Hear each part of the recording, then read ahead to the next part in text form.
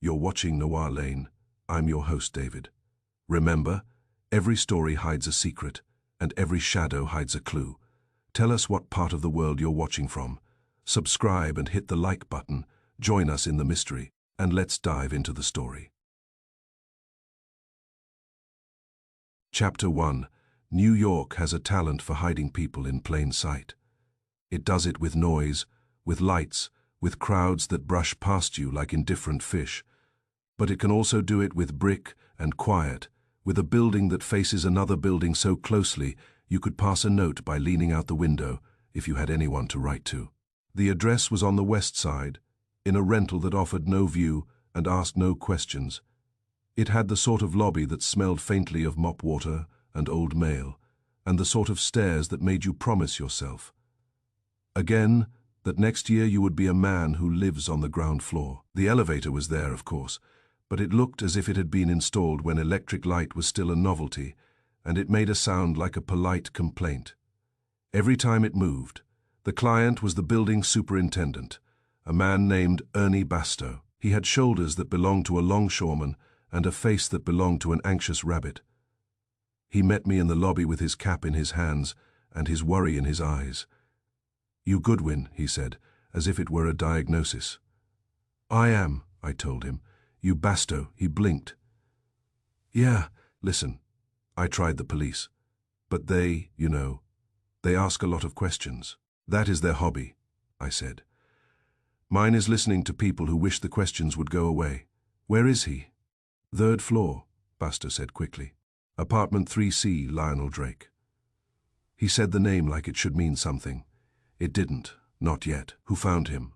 I asked. "I did," he said, and his voice was proud and frightened at the same time. "I do rounds, make sure no pipes are leaking, no lights out, no one's running a laundry in the bathtub. Mr. Drake, he's quiet, pays on time, never complains. Then this morning, his rent slip was under the door, but he didn't answer when I knocked, so I used the pass key. That last bit came out with a little defensive lift, like a man justifying sin." "Did you touch anything?" I asked. His eyes widened. "Number, no, I ain't stupid. I looked. I seen him, and I backed out. Then I called. I called the landlord first, and he said, 'Call the police.' I called them, but then I thought, maybe if it's nothing, I don't want cops stomping around. They make it worse. They make it loud." "They do," I agreed. "And you decided to call Nero Wolfe, the man who makes things quiet." Bastow nodded hard. "That's what people say. You handle things." "We handle them in our way," I told him. "Sometimes our way involves the police, anyway. Sometimes it involves them after they have cooled off." He swallowed. "You got to come see." "I'm here," I said. "Lead." We went up. Not in the elevator, because the elevator was busy pretending to be dead. The stairwell had narrow windows, looking onto a brick wall 2 feet away, and the wall looked back at you with the blank confidence of something that never had to explain itself. Third floor, left turn. A corridor with worn carpet and doors, painted the color of tired teeth. Bastow stopped at 3C and showed me his hands, as if proving they were innocent. "I ain't went back in," he said. "Good," I said. "Now stay behind me and do not breathe too loudly." He nodded, and I used my own key for once, the one that opens trouble. Inside, the apartment smelled of stale heat and a faint chemical note that reminded me of furniture polish. It was a small place, 2 rooms and a kitchenette, tidy in the way a hotel room is tidy when the maid has been through. The blinds were half drawn. The light that leaked in was grey and cautious. Outside, the view was exactly what Bastow had promised, brick and secrecy. Lionel Drake was in the living room, seated in a chair near a small table, facing a blank wall as if he had been studying it. He looked neat. That was the first thing. Neat hair, neat collar, neat hands resting on the chair arms. He was posed the way a photographer might pose a man who wanted to look calm, except this man would never move again. His eyes were open. Dead men who keep their eyes open always look as if they are still considering the world and finding it unworthy. I stepped closer, careful where I placed my shoes. There was no blood, no sign of struggle, no overturned chair, no broken glass, no frantic scuff marks on the carpet. He sat as if he had decided to die quietly to avoid disturbing the neighbors. On the table beside him was a cup and saucer, with a little brown ring that told me coffee had been there. The cup was empty. The saucer held a spoon aligned precisely with the handle, as if the man had enjoyed order. I did not touch anything. I bent and looked. There was a faint discoloration at the corner of his mouth, so slight it could have been a shadow, except shadows do not cling to skin. His face was relaxed. No grimace, no pain lines. If he had been poisoned, it had been done politely. Basto whispered behind me.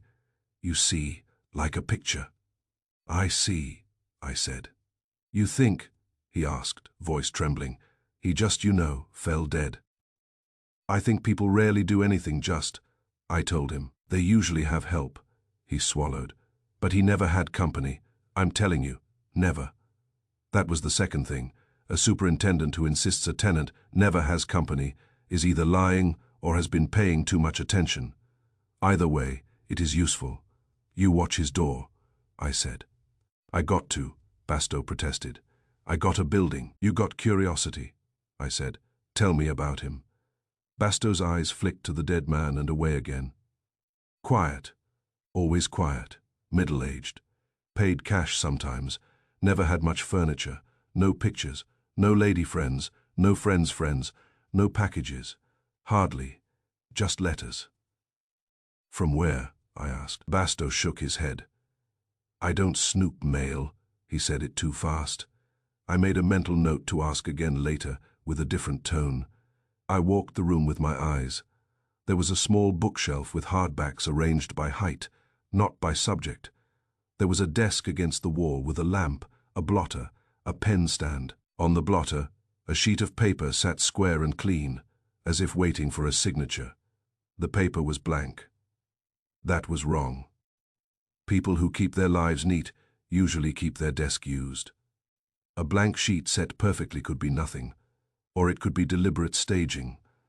I went to the kitchenette doorway and looked in, sink clean.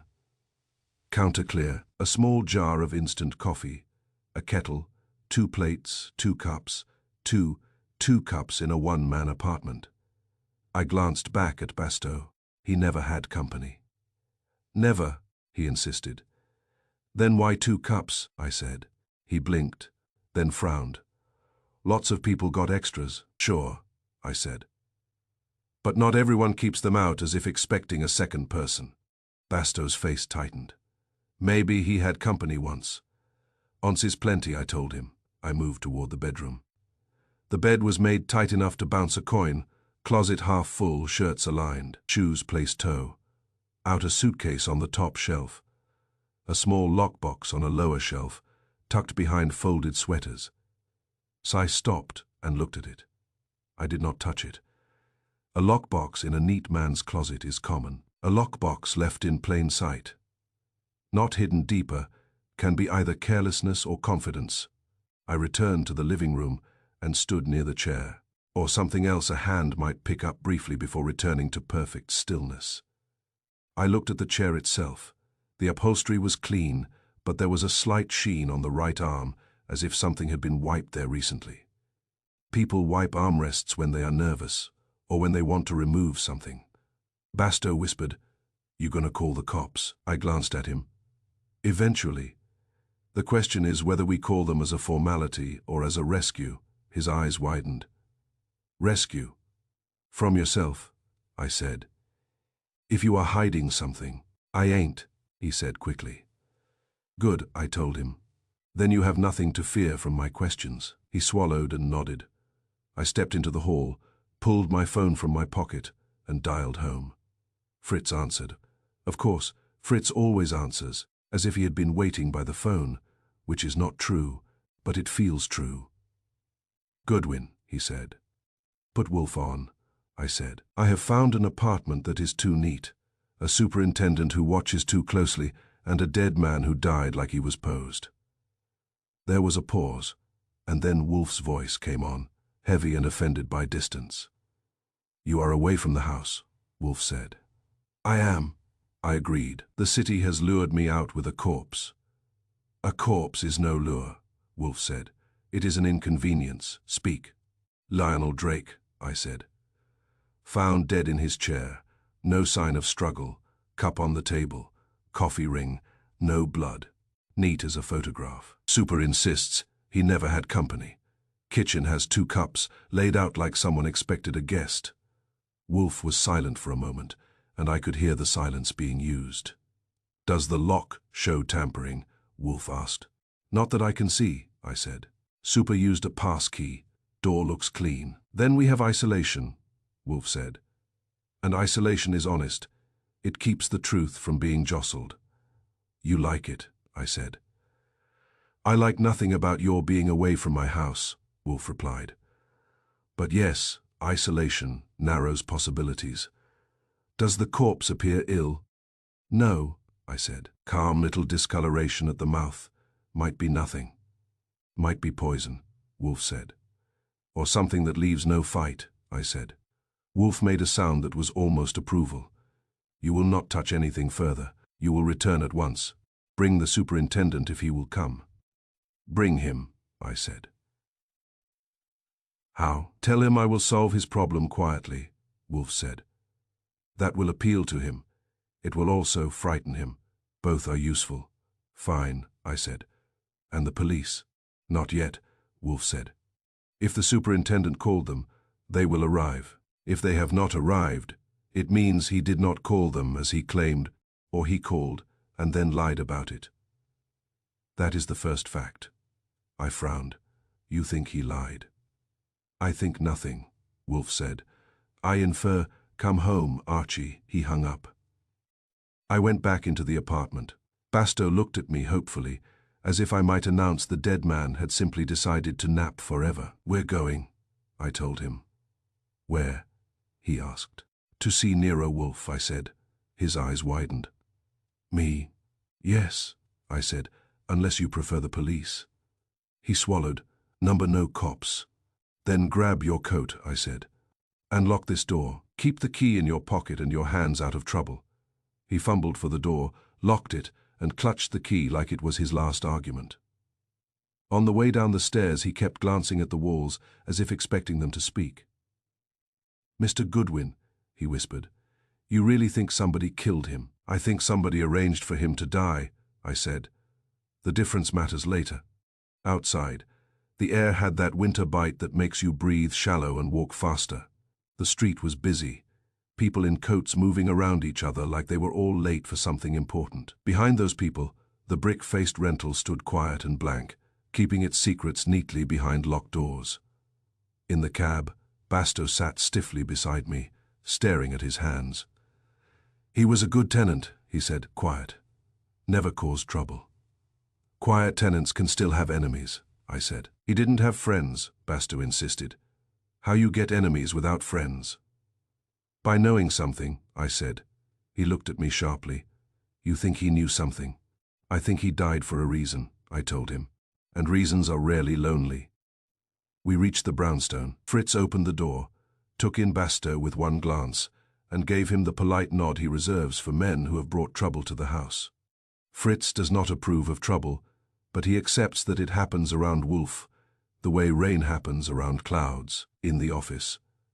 Wolf was in his chair, of course, with the air of a man who has been waiting too long for other people to catch up. The orchids were upstairs in their bright room, tended on schedule. The beer was on the side table, and Wolf's expression suggested he had already decided the superintendent was either a fool or a liar, and might yet become both. Basto stopped just inside the door and stared at Wolf as if he had stepped into court. Wolf looked at him. Earnest, Basto. Basto blinked. Yeah, you claim Lionel Drake never had company, Wolf said. Yet he is dead in a chair with no struggle and no noise. That is either miraculous or arranged. I do not accept miracles. Sit down and tell me the truth. Basto's mouth closed, opened again. His hands twisted his cap into a rag. I told the truth, he said weakly. Wolf's eyes narrowed. Number, you told me a version that comforts you. Basto's face flushed. I don't know nothing. Wolf's voice stayed calm. But it was the calm of a man setting a blade on a table. Mr. Bastow, I have an isolated death in a silent building. If you have concealed any fact, you have assisted a murderer. You may now choose between honesty and handcuffs. Bastow's eyes went wide. He looked at me, then at Wolf, then at the door, and finally at his own hands, as if they had betrayed him. I seen someone, he blurted. Wolf did not move. When? Last week, Bastow said quickly. Late, after midnight, a guy came in. Not a tenant, I don't think. He went up. I asked him where he was going, and he said, 3C. He said Mr. Drake was expecting him. Wolf's eyes sharpened. Describe him, Bastow swallowed. Tall, dark coat, hat low. I didn't see his face good. He walked like he owned the hall. Did you see him leave? I asked. Bastow shook his head. Number, I went back to the boiler room. I didn't want trouble. Wolf's voice was dry. You did not want trouble, so you invited it to stay. Bastow's face crumpled. I didn't think. Wolf's gaze was cold. Number, you did not. He leaned back slightly and looked at me. Archie. Telephone Inspector Kramer. I blinked. Now. Yes, Wolf said. Now we require official custody of the scene. We also require a list of every person who has entered that building in the past 2 weeks, including those who are not tenants. Mr. Bastow will provide it if he can. If he cannot, the police will obtain it by force. Bastow looked as if he might faint. I picked up the phone. As it rang, Wolf's eyes returned to Bastow. Mr. Bastow, you will accompany Mr. Goodwin back to the apartment. You will open the door. You will point out precisely where you stood, where you saw the visitor, and what you did afterward. If you lie again, I will personally ensure you regret it. Bastow swallowed hard. Yes, Kramer's voice barked in my ear. Goodwin. What? I said. Inspector, we've got a dead man in a rental, neat as a posed photograph, and your next favorite hobby, a locked door and a superintendent with selective memory. Kramer growled. Where? I gave him the address. He said. Don't touch anything. I'm sending men. I looked at Wolf. Wolf had already known Kramer would say that. Wolf likes predictability in men he must deal with. When I hung up, Wolf said, Archie. Yes, isolation is useful, Wolf said. It prevents the truth from being jostled. But it also means one fact will matter more than all the rest. What fact? I asked. Wolf's eyes narrowed. The company Mr. Bastow claims the victim never had. Bastow made a small sound like a whimper. Wolf's mouth tightened. And why the victim needed silence so badly that he died without making any. That was the hook Wolf always sets. The kind that catches you even when you think you are too smart to bite. I grabbed my coat. Bastow clutched his cap, and we headed back toward the brick-faced building that offered no view, no questions, and apparently no mercy. Chapter 2. By the time I dialed Ronan M. Sloane's number, a name that sounded like it came with brass stationery. Wolf had settled deeper into his chair with the satisfied stillness of a man who has located the hinge on a door. He did not look pleased exactly. Wolf reserves pleasure for orchids and a meal executed correctly. But he looked intent. And intent in Wolf is like a red flag in a bullring. Something is about to be chased until it falls. The phone rang twice. A man answered with a voice that could have belonged to a bank clerk or a funeral director, smooth, unhurried, and careful. Like Wolf, he sounded like a man who expected truth to behave. Yes, Mr. Sloane, I said. A pause. Who is this? Archie Goodwin. Another pause. Longer this time. I do not know that name. You know my employer, I said. Nero Wolf. There was a faint shift in the man's breathing, the kind that occurs when someone learns the room has become smaller. What is this regarding? He asked. A tenant in your building, I said. Lionel Drake. Silence again, not confusion, not surprise calculation. I do not discuss tenants, Sloane said. Wolf's eyes lifted toward me, mild interest sharpening. Wolf likes it when a man tries to sound principled while being evasive. It gives him something to peel. You will, I said. Because he is dead. That landed. The pause that followed had weight. I see, Sloane said finally. No, you do not, I told him. Not yet. But you will. My employer would like you at his home within the hour. I decline, Sloane said. Wolf's mouth tightened slightly. He does not approve of declinations. Mr. Sloane, I said, you can decline me or you can decline Inspector Kramer, who is currently walking through your building with an annoyed expression. Kramer declines nothing, he collects. Another pause. Then, what address? I gave him Wolf's. I will arrive, he said, voice still smooth. I assume there will be discretion. Wolf's eyebrows rose slightly at that, which in Wolf is equivalent to a laugh. You may assume what you wish, I said. Within the hour. I hung up and looked at Wolf. He's coming. He asked for discretion, so I told him he could assume. Wolf grunted. A prudent reply. You think he's prudent, I said. Wolf's eyes narrowed. I think he sells prudence. While we waited, Wolf made me talk. Wolf always does. He acts as if my voice is a tool he can use to scrape facts clean. Tell me again about the building, Wolf said. It is a no-view rental, I said. Brick outside the windows, a stairwell that looks into another wall, hallways that swallow sound. People who want to disappear without leaving town choose it because it makes them feel unseen. Wolf nodded once. A habitat for secrecy. Exactly, I said. The landlord's books show cash payments under false names, plenty of them, all routed under a code, RMs to Sloane. And the neighbor across the hall slipped and described Drake's visit as cologne, sharp citrus, cheap peel, then claimed he never met him.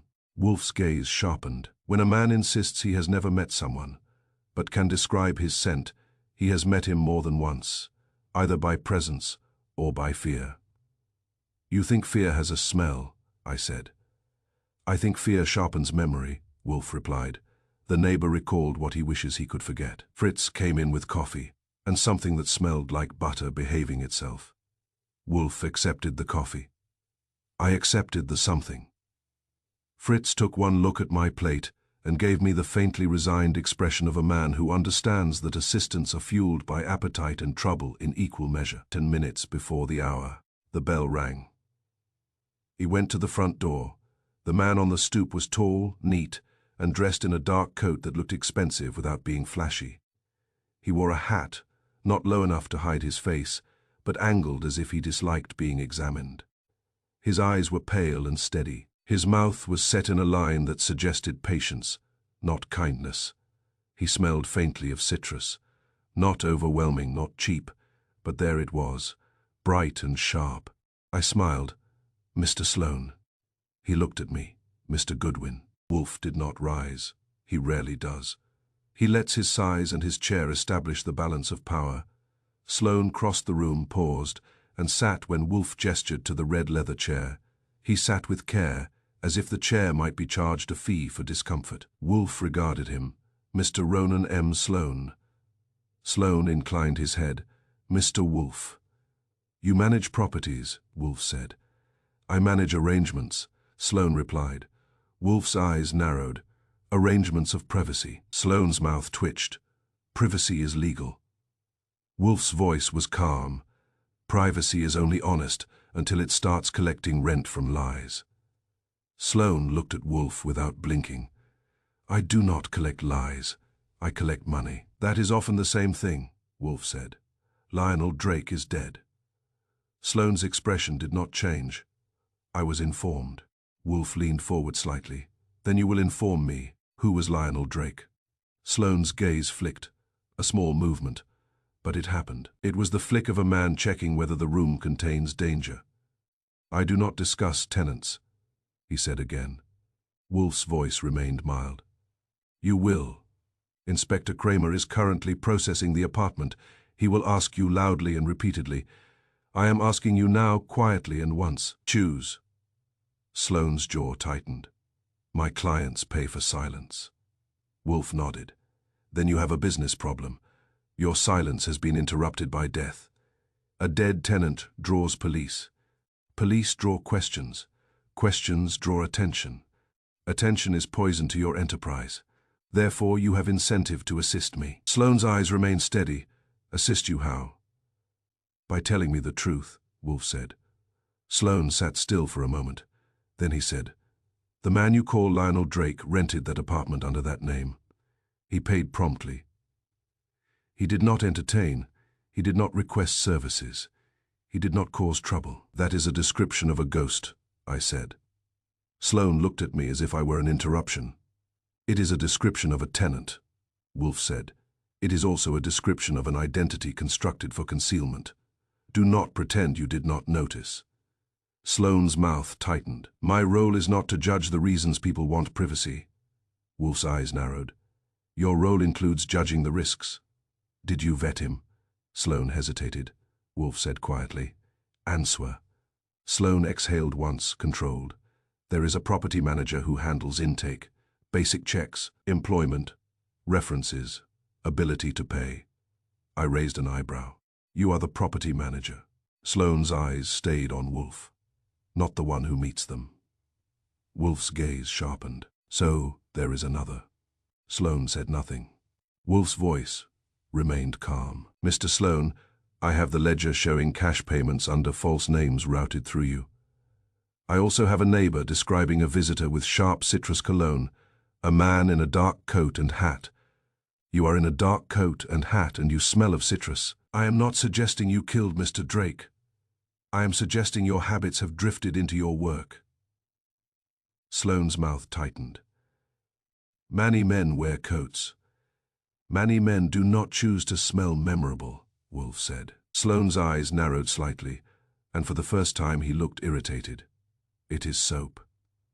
Wolf nodded. Then you have poor taste in soap. I made a small sound that might have been a laugh. Sloane ignored it. Wolf continued.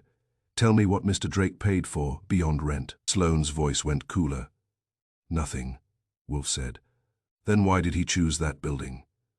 Sloane paused. It is quiet. Wolf's eyes narrowed. Quiet is not a feature. It is a service who recommended him. Sloane's jaw tightened. I do not know. Wolf looked at him for a long moment, and the room felt smaller. Wolf can make a room smaller without moving. He does it by refusing to accept weak answers.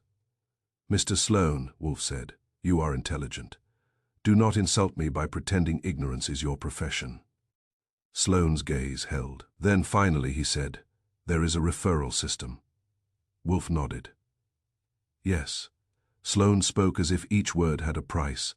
A few attorneys, a few accountants, a few men who arrange things. They send people who need a quiet place. Wolf's eyes narrowed. Men who arrange things, like you. Sloane did not answer. Wolf said, was Mr. Drake fleeing something? Sloane's mouth tightened. Some do, some hide, some simply prefer not to be known. Wolf's gaze sharpened. Which was he? Sloane's eyes flicked again, and this time it was toward the door, toward the hall, as if he had heard a footstep that did not exist. He was afraid, Sloane said quietly. That was the first honest word he had offered. Wolf's voice was mild. Afraid of whom? Sloane hesitated. Wolf said, Mr. Goodwin. I stood. I did not like where this was headed, but liking has never been part of my job description. Wolf's eyes stayed on Sloane. Archie will show you his notebook and his memory. He will also show you Inspector Kramer's temper if you continue to hesitate. Choose. Sloane looked at me, then back at Wolf. Finally he said, he called me 2 days ago. Wolf's eyes narrowed. For what? Sloane's voice stayed controlled. He asked if anyone had inquired about him. Wolf said, had they? Sloane hesitated, then nodded once. Yes, my stomach tightened. Who? Sloane looked at Wolf, not at me. A man I do not know by name. He came in person. He described Drake without using the name. He asked whether that man lived in my building. Wolf's voice remained calm. And you told him. Sloane's jaw tightened. I told him nothing. Wolf's eyes narrowed. You told him enough. Otherwise Drake would not have called you in fear. Sloane's mouth tightened, and I could see he resented the accuracy. Wolf said, describe the inquirer. Sloane paused. Tall, dark coat, hat. I felt my eyebrows rise. Citrus. Sloane's eyes flicked. Yes. Wolf leaned back slightly. So the visitor to Drake's apartment was likely the same man who inquired about him. A man who wears your uniform. Sloane's face hardened. It is not my uniform. Wolf's gaze was cold. It is your business's costume. Sloane's voice tightened. Drake was not supposed to be found. Wolf's eyes narrowed. Found by whom? Sloane hesitated. Wolf said, You are close to usefulness, Mr. Sloane. Do not fail at the threshold. Sloane exhaled. Drake used another name when he came to us. Wolf's eyes sharpened, which Sloane looked down briefly. Then up. Lionel Drake was the rental name. The name on his intake was Leonard Dray. I blinked. That sounds like the same name wearing a cheap hat. It was the name he gave, Sloane said. Wolf's mouth tightened. Then he was not a professional fugitive. He was a frightened amateur. Sloane nodded once, almost reluctantly. He said he had made a mistake. He said he had taken something he should not have taken. He said if he returned it, he would still be ruined. Wolf's eyes narrowed. Taken what? Sloane shook his head. He did not say. He only asked if the building could keep him safe. Wolf's voice was dry. A building cannot keep anyone safe. Only men can, and men fail. Sloane's gaze held. He asked me for a transfer, another apartment, another building. Wolf's eyes sharpened. And did you arrange it? Sloane hesitated. It was scheduled for next week, I said. So he was dead before moving day. Yes, Sloane said. Wolf's gaze narrowed further. Mr. Sloane, who handles your intake? Sloane's jaw tightened.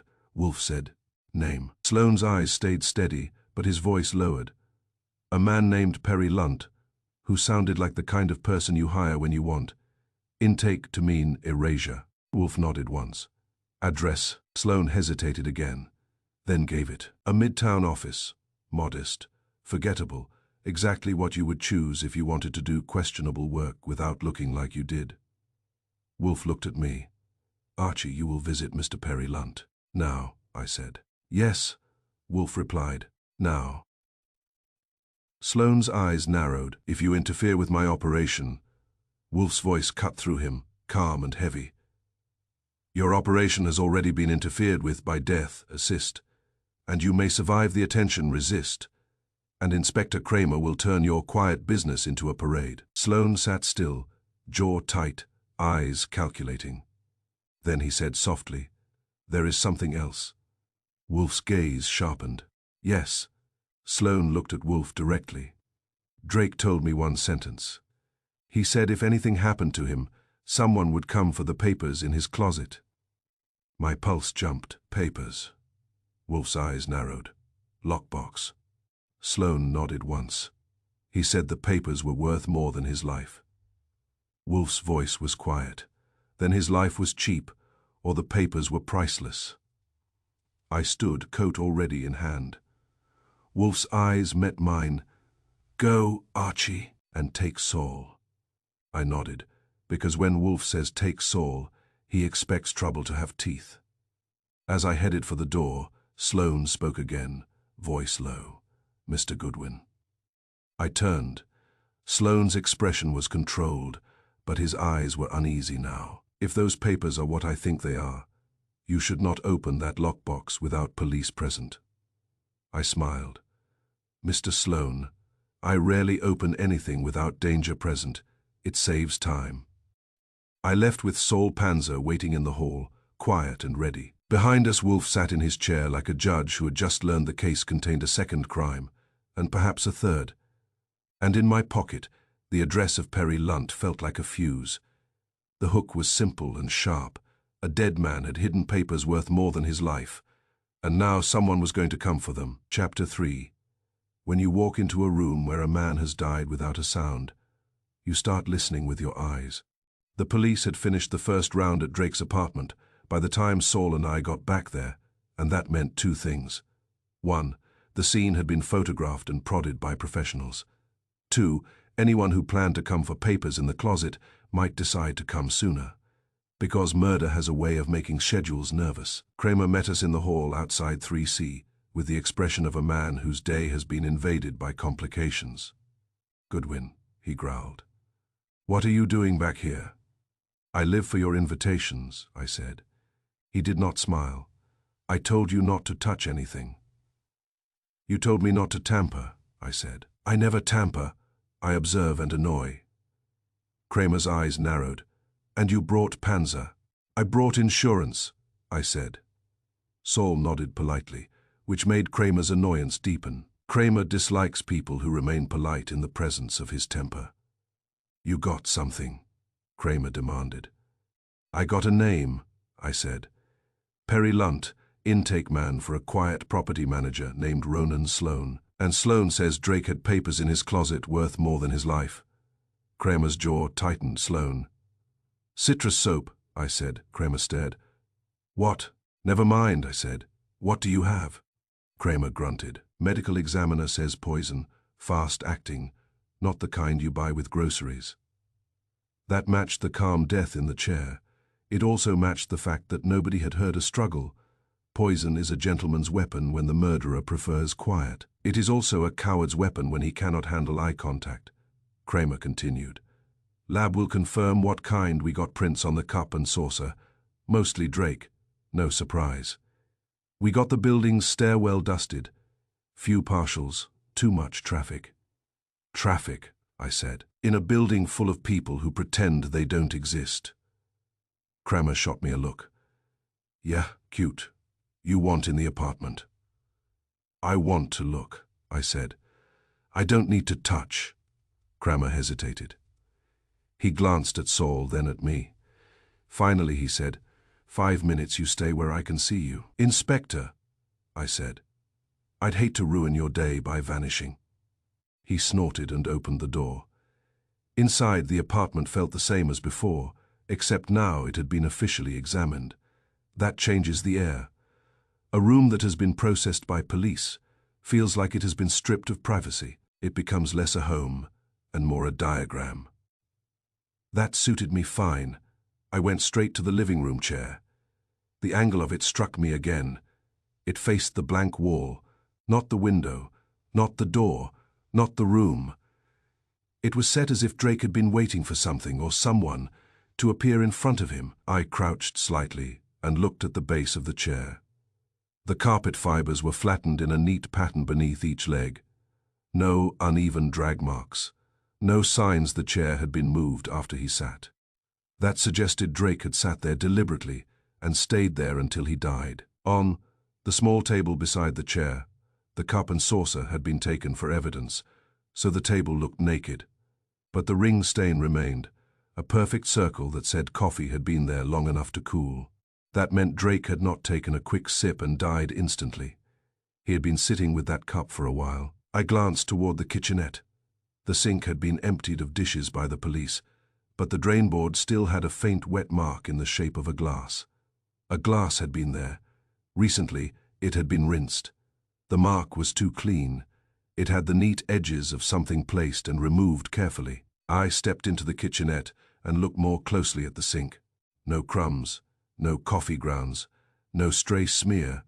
Whoever rinsed that glass had done it thoroughly, as if they did not want residue. A man living alone who rinses a glass quickly does not rinse it like that. He runs water, swirls, maybe wipes with a towel. Thoroughness like this is either habit or fear. I looked for dust. In a small apartment, dust is the honest witness. It settles where no one thinks to lie. Drake's place had been tidy, but it was not sterile. The top of the refrigerator had a thin grey line, interrupted where someone had wiped once with a rag, and then stopped. The bookshelf had dust lines where books had been moved and replaced. I went to the window. It faced brick as promised. The building across the way was close enough to insult you.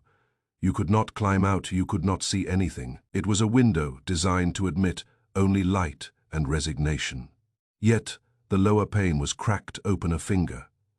Width, it was slight, a narrow line of winter air slipping in like a whisper. I leaned close without touching it.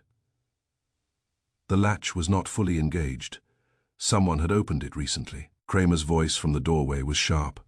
"Don't touch." "I'm not," I said. "I'm admiring the view." He snorted. I looked at the crack again. Why open a window that faces brick? Not for escape, not for breeze, not even for a view to remind you life exists elsewhere for air, or for something that needed to leave. I stepped back and scanned the room again. The chair, the table, the kitchenette, the closet door shut. "Saul," I murmured. He stepped closer. "Yeah." "Stand in the doorway and tell me what you smell," I said. Saul raised an eyebrow but did it. He stood where the body had been visible from the hall and inhaled once. Subtle. "Cleaning product," he said. "Old coffee heat. Anything sharp?" I asked. He sniffed again. "Not now." I nodded, but earlier. Kramer's eyes narrowed. "What are you doing?" "Listening with my nose," I said. "Relax."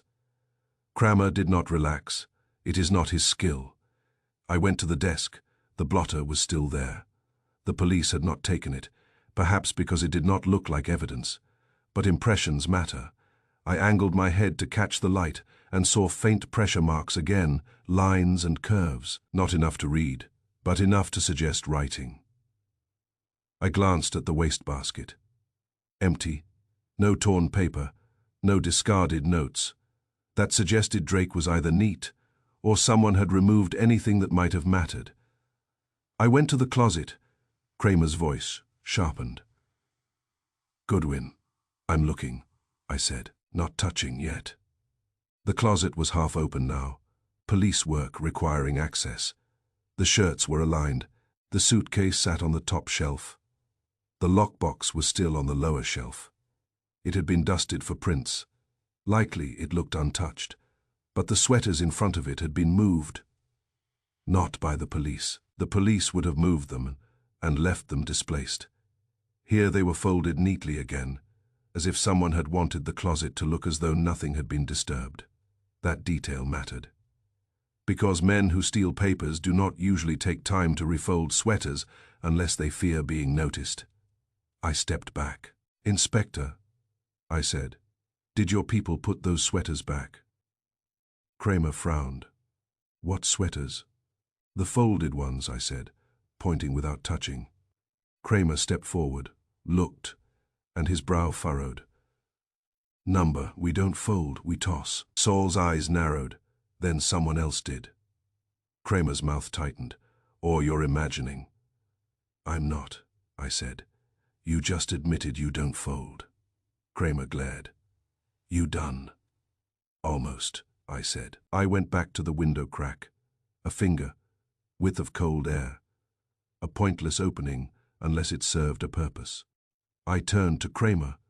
"Poison, you said." "Yeah," he growled. So a poison with a smell," I said. Kramer's eyes narrowed. "Most don't." "Some do," I said. "Some are bitter, some are sharp, some carry an odor that hangs in a small room." Saul nodded slowly. He opened the window to clear it. "You're saying the killer opened it after." "I'm saying someone wanted air," I replied. "Either because the poison smelled, or because the victim's body did, or because they were trying to remove another scent." "Like cologne," Saul said. "Like citrus," I said. Kramer grunted. "All right, that's cute, but poison came from the cup." I shook my head. "Not necessarily." Kramer's eyes narrowed. "The cup was on the table." "Yes," I said. "But look at the sink." He frowned. "What? There was a glass rinsed too clean," I said. "Not the kind of rinse a neat tenant does. The kind a nervous visitor does. If the poison was poured into something else, then the cup is theater." Kramer's face tightened. "You're guessing." "I'm inferring," I said, "and the medical report helps." Kramer grunted. "Report isn't final, still," I said. If poison acted fast, and he sat with the coffee long enough to leave a ring, the poison wasn't in that coffee. Saul looked at me. What was? A drink that went down quickly, I said. Water, whiskey, something he wouldn't sip for 10 minutes while the cup cooled. Kramer's jaw worked. He did not like the logic because it meant more work. That is why he was good at his job. He disliked work and still did it. Fine, he said. We'll test everything. We'll test the drain, the kettle, the jar, the cup, the glass if we find it. You won't find the glass, I said. It's been taken, or washed and put back somewhere. It doesn't belong. Kramer's eyes narrowed. You got 5 minutes and you used them. I got what I needed, I said. We left the apartment, and in the hall, I dialed Wolf again. He answered at once. Archie. Window cracked open a finger. Width, I said. Faces brick. Not for escape, for air. Wolf was silent for a beat. Confession. That's what I thought, I said. Someone opened it to let a smell out, not a person. Also, there was a glass rinsed too clean, and the coffee ring suggests poison was not in the cup. Drake sat long enough for coffee to cool. Wolf's voice was calm. Therefore, the poison was administered elsewhere, or in another vessel. Yes, I said.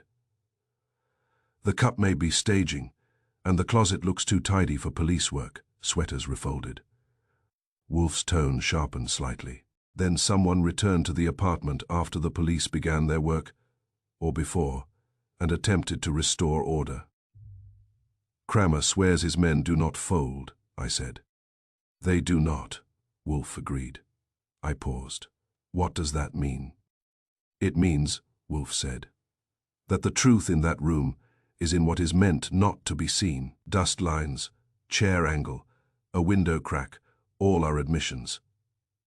I could hear Fritz moving in the background, and I could picture Wolf in his chair, pleased that evidence had been arranged so conveniently for his mind.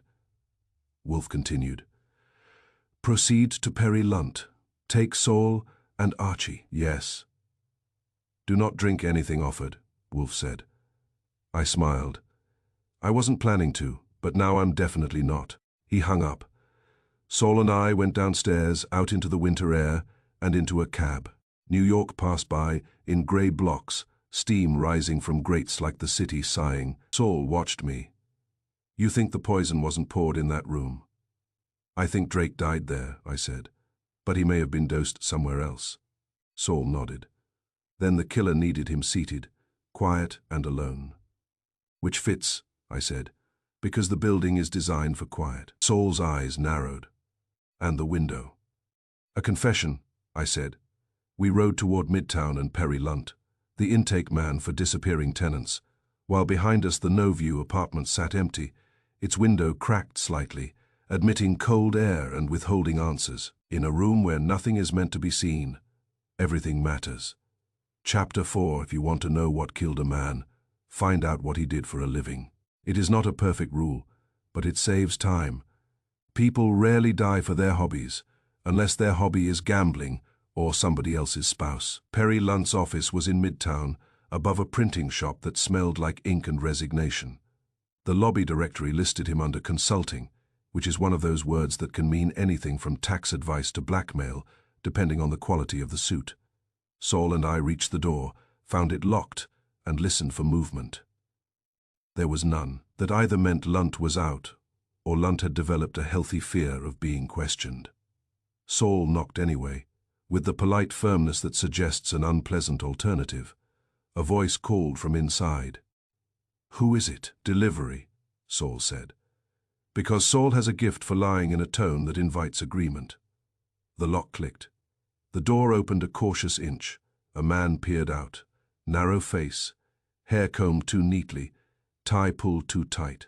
He looked like someone who wanted to appear respectable and had not quite succeeded. Saul put his foot in the gap, not aggressively, just decisively. Mr. Lunt, I said. Archie Goodwin. His eyes widened. I don't know you. You know my employer, I said. Nero Wolfe. His face paled the way. A face pales when the word wolf means trouble. I don't have time, he muttered. That is good, I said. We are not here to waste it. He tried to close the door. Saul did not allow it. I want a lawyer, Lunt said. Later, I told him. Right now you want to answer a question. He licked his lips. What question? Lionel Drake, I said. Or Leonard Dre, if you prefer his rental costume. His eyes flicked, quick and involuntary, and that flick was as loud as a confession. I don't know him, Lunt said. Saul shifted his weight slightly, the kind of shift that makes a man realize his door is no longer his own. I said, you manage intake for tenants who want to disappear without leaving town. You can deny knowing him, but you cannot deny taking his money. I don't take money, I refer people. You're them where? I asked. He hesitated. Mr. Lunt, Saul said gently, we can do this with you standing in your doorway, or we can do it with police in your office. Which do you like? Lunt swallowed. Come in. We did. His office was small, tidy, and carefully generic. A desk, 2 chairs, a framed print of the skyline, a filing cabinet that looked too new to be honest. The air smelled faintly of cheap citrus cleaner. I glanced at Saul. Saul glanced at me. That smell was turning into a theme. Lunt sat behind his desk and folded his hands as if posing for a respectable photograph. He failed. His fingers trembled. I didn't do anything, he said quickly. You did something, I replied. Everyone does something. Tell us what Drake did. Lunt shook his head. I don't know. He was a tenant. He was dead, I said. That changes the rules. Lunt's mouth tightened. People die. Not always neatly in a chair with a staged coffee cup. I said, now tell me who paid you to place him. Lunt's eyes widened. Nobody paid me. He paid the rent. Cash, I said. Lunt's gaze dropped. Saul said, who referred him to you? Lunt hesitated, then said, a man named Hank Dorsey. That name hit the air with a thud. I had not heard it yet, but the way Lunt said it told me he expected it to be recognized. Hank Dorsey, I repeated. Who is he? Lunt swallowed. Property manager. He handles, you know, difficult clients. I leaned in. I thought Ronan Sloan handled them. Lunt's eyes flicked again. Sloan is the money. Dorsey is the people. That was neat. Too neat. Like a prepared story. Address, Saul said. Lunt gave it, quickly, as if happy to pass the trouble along. We left Lunt's office and headed back downtown because Wolfe had requested information, and Wolfe treats delays like personal insults. On the way, I made the other call I had been putting off. The dead man's job. A name like Lionel Drake does not produce much in the city's public records, but an accountant leaves traces. They cannot help it. They file, they sign, they correct. They create paper until it becomes a second skin. I used a contact at a payroll service, a man who owed me a favor and disliked owing favors. He gave me the essential fact in a low voice. Lionel Drake was not Lionel Drake, he said. But the man used that name on a consulting contract for an outfit called Mayfield Ledger Solutions, a front that supplied accountants to clients whose books needed lying lessons. Sounds respectable, I said. It's a front, he replied. They supply accountants to small businesses with large appetites. Appetites for what? I asked. For ugly numbers made handsome, he said. That fit nicely. A man who keeps other people's ugly numbers handsome is a man who sees things he should not, knows things men will pay to hide, and carries receipts whether he wants to or not. When we reached the brownstone, Wolfe was waiting in the office with a book open and his patience closed. Fritz moved through with coffee, and the scent of good food drifted in, steadying the house in the way Fritz always steadies it. The orchids upstairs were doing whatever orchids do when not being admired, which is probably judging us. I reported Lunt, the citrus cleaner, and Hank Dorsey. Wolfe listened, expression still, then said, a hierarchy. Sloan handles money. Dorsey handles contact. Lunt handles intake. It is a machine. A machine that rents silence, I said. Wolf nodded. A machine that profits from lies. I said, Drake was an accountant, not just bookkeeping. He was hired to beautify ugly numbers. Wolf's eyes narrowed. Then he was not merely hiding, he was hiding from receipts. That phrasing landed cleanly. It also made my mind snap to the No View building again, to the neighbor with the sharp cologne detail, to the cracked window, to the too clean glass. Wolf continued, Bring me the name of his employer. Mayfield Ledger Solutions, I said. A front. They supply accountants to businesses that prefer their cash to be invisible. Wolf made a sound of approval that he would deny if challenged. Good. That suggests motive. A man who knows numbers can also know where money goes.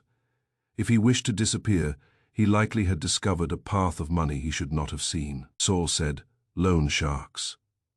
Wolf's eyes shifted to him. Possibly, or something more refined that behaves the same. I sat at my desk and began writing out what we had. It made a depressing list. No View apartment.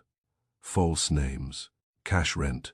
Quiet property management. Accountant who makes ugly numbers handsome. Poison. A rinsed glass. A cracked window. A man with sharp citrus scent in a dark coat and hat. And then, as if the city wanted to underline the point, the bell rang.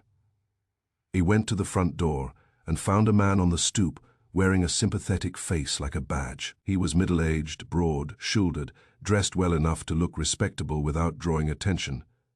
His eyes were quick, measuring. His mouth was already set into the expression of a man ready to offer condolences. Hank Dorsey, I said before he could speak. His eyebrows rose, a flicker of surprise he recovered fast. Yes, he said smoothly. I'm Hank Dorsey. I manage a few properties. I heard there was a tragedy involving one of our tenants, Lionel Drake. He said the name carefully, as if he had practiced saying it aloud. I didn't know you were invited. I said. His smile stayed in place. I invited myself. When someone dies under my management, I take an interest. That was the sympathy. It was also the speed. The police had not even finished their lab requests, and here was Hank Dorsey on Wolf's stoop with grief ready and a story prepared. I let him in. In the office, Wolf regarded Dorsey with mild contempt, the way he regards a man who brings politeness as a shield. Mr. Dorsey, Wolf said. Dorsey nodded respectfully. Mr. Wolf, I appreciate you seeing me. I did not request your appreciation, Wolf said. Sit. Dorsey sat in the red leather chair and placed his hands on his knees, open and innocent. I want to cooperate, Dorsey said at once. I know there are rumors. People will say the building is for criminals. That isn't true. Some people simply want privacy. Wolf's eyes narrowed. Privacy is only honest until it starts collecting rent from lies. Dorsey smiled, as if he had expected that line. That was his mistake. When you expect a line, you reveal you have been preparing. I agree, Dorsey said smoothly. We do not tolerate illegal activity. Wolf's voice remained calm. Yet you tolerate false names and cash routed through layers? Dorsey's smile thinned. We tolerate discretion. It is legal. And death, Wolf said. Dorsey's eyes widened slightly, sympathy deepening. Mr. Drake's death is terrible. I barely knew him, quiet man, kept to himself, never had visitors. Wolf did not move. That is untrue. Dorsey's smile held, but his eyes sharpened. Is it? Wolf nodded toward me without looking away from Dorsey. Archie has spoken to a neighbor who described a visitor by scent, sharp citrus cologne. The neighbor then insisted. He never met the man. That is a lie. It is also fear. Dorsey's hands tightened slightly on his knees. Mr. Wolf, I came to help. If there is something you need, I can provide records, contacts, a list of tenants. Your list of tenants will be false, Wolf said. Dorsey's eyes flicked. Not false, names are flexible. Wolf's eyes narrowed. A liar's word for false. Dorsey cleared his throat, sympathy still ready. We are being painted unfairly. Mr. Drake was not hiding from anyone. He was simply a private man. He paid rent. He caused no trouble. It is possible he had a medical event. Wolf's voice was flat. Poison is not a medical event. Dorsey froze for half a beat, then recovered. That has not been confirmed. Wolf regarded him. Your sympathy arrived too quickly, Mr. Dorsey. Your story is too prepared, and you are too eager to insist that Mr. Drake never had visitors. Dorsey's smile tightened. Because he didn't. Wolf's gaze stayed steady. Then explain the rinsed glass. Dorsey blinked. What glass? Wolf's mouth tightened slightly. You did not know there was a glass. Dorsey's eyes narrowed, irritation slipping through. Mr. Wolf, I'm trying to keep this from turning into a scandal. Wolf's eyes were cold. You are trying to keep it from turning into an investigation. Dorsey leaned forward, voice smoothing again. Listen, the building is quiet. People pay for quiet. If the police start digging, they will disrupt lives. Not criminals, ordinary people, divorces, business disputes, custody issues, men hiding from their ex-wives, not from murder. Wolf nodded once. An appealing appeal. Dorsey exhaled. All I want is to resolve this discreetly. Wolf's tone remained calm. Discretion is what enabled the murder. Therefore, we will not prioritize it. Dorsey's jaw tightened. Then you will destroy my business. Wolf's eyes narrowed. Your business profits from concealment. It deserves destruction if it shelters killers. Dorsey stood abruptly, anger flashing now. You have no proof. Wolf looked at him as if examining a stain. I have pattern. Men who hide in blind apartments are not hiding from air. They are hiding from receipts. Mr. Drake was an accountant. An accountant hides receipts for other men. Then he hides from the receipts he has kept. Dorsey's face went still. Wolf continued. You came here to deliver sympathy and steer my attention away from your mechanism. That suggests you fear what I will find inside it. Dorsey's mouth tightened. I fear gossip. Wolf's voice was mild. You fear paper. For a moment Dorsey looked as if he might argue again. Then he picked up his hat, nodded stiffly, and said, If you need anything, call. I will, Wolf said, when I wish to see you squirm. Dorsey's face flushed. He left when the door closed. Saul let out a slow breath. He came fast. Too fast, I said. Wolf sipped his beer, unhurried, then said, Archie, you will return to the building. I blinked. Again. Yes, Wolf said. You will observe the mailboxes. The mailboxes. I repeated. Wolf's eyes narrowed. A street-level loan collector has been seen checking them as if counting souls. That will be our next fact. I stared at him. You already know that. Wolf's mouth tightened. I infer it. Dorsey's anxiety suggests pressure from below, the kind that collects cash and does not forgive delays. An accountant who beautifies ugly numbers is useful to such men. When he becomes frightened, they become angry. I stood and reached for my coat. Wolf added, And Archie. Yes, do not allow anyone to hand you a cup, Wolf said. I smiled. After this week, I'm switching to sealed bottles. Outside, New York kept its winter face on. Inside, Wolf had just met a man who arrived too quickly with sympathy and a prepared story, which meant the truth was close enough to make somebody nervous, in my experience. That is when the city starts getting loud. Chapter 5, if you want to learn what a man fears, do not ask him. Watch where he goes when he thinks nobody is looking. That is where his fear collects interest. Hank Dorsey left the brownstone with his sympathy packed neatly back into his coat pocket. He walked south for half a block, checked his watch, and then hailed a cab with the quick practiced gesture of a man who dislikes being delayed. The cab took him east, and I followed in another, because New York traffic is the closest thing we have to a truth serum. It forces people to sit still and think about what they are doing. Saul Panzer rode with me, quiet and alert. Saul can look like a man who is merely commuting, while he is actually measuring exits, faces, and hands. It is a useful skill. Dorsey's cab stopped near a diner on a side street, that pretended it was not part of the city. The place had a sign that promised breakfast all day, which in New York is both a comfort and a threat. Dorsey did not go in.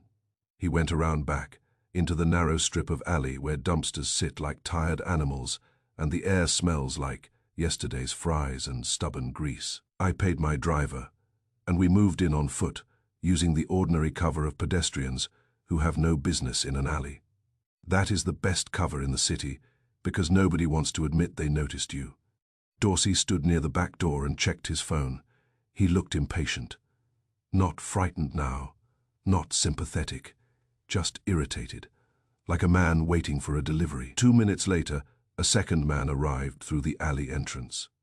He was younger, late 20s, wearing a city-issued coat that tried to look casual and failed. His face had that blend of confidence and anxiety you see on people who know they are close to power, but not protected by it. Saul murmured. "That's a council aide. You know him," I whispered. Saul nodded once.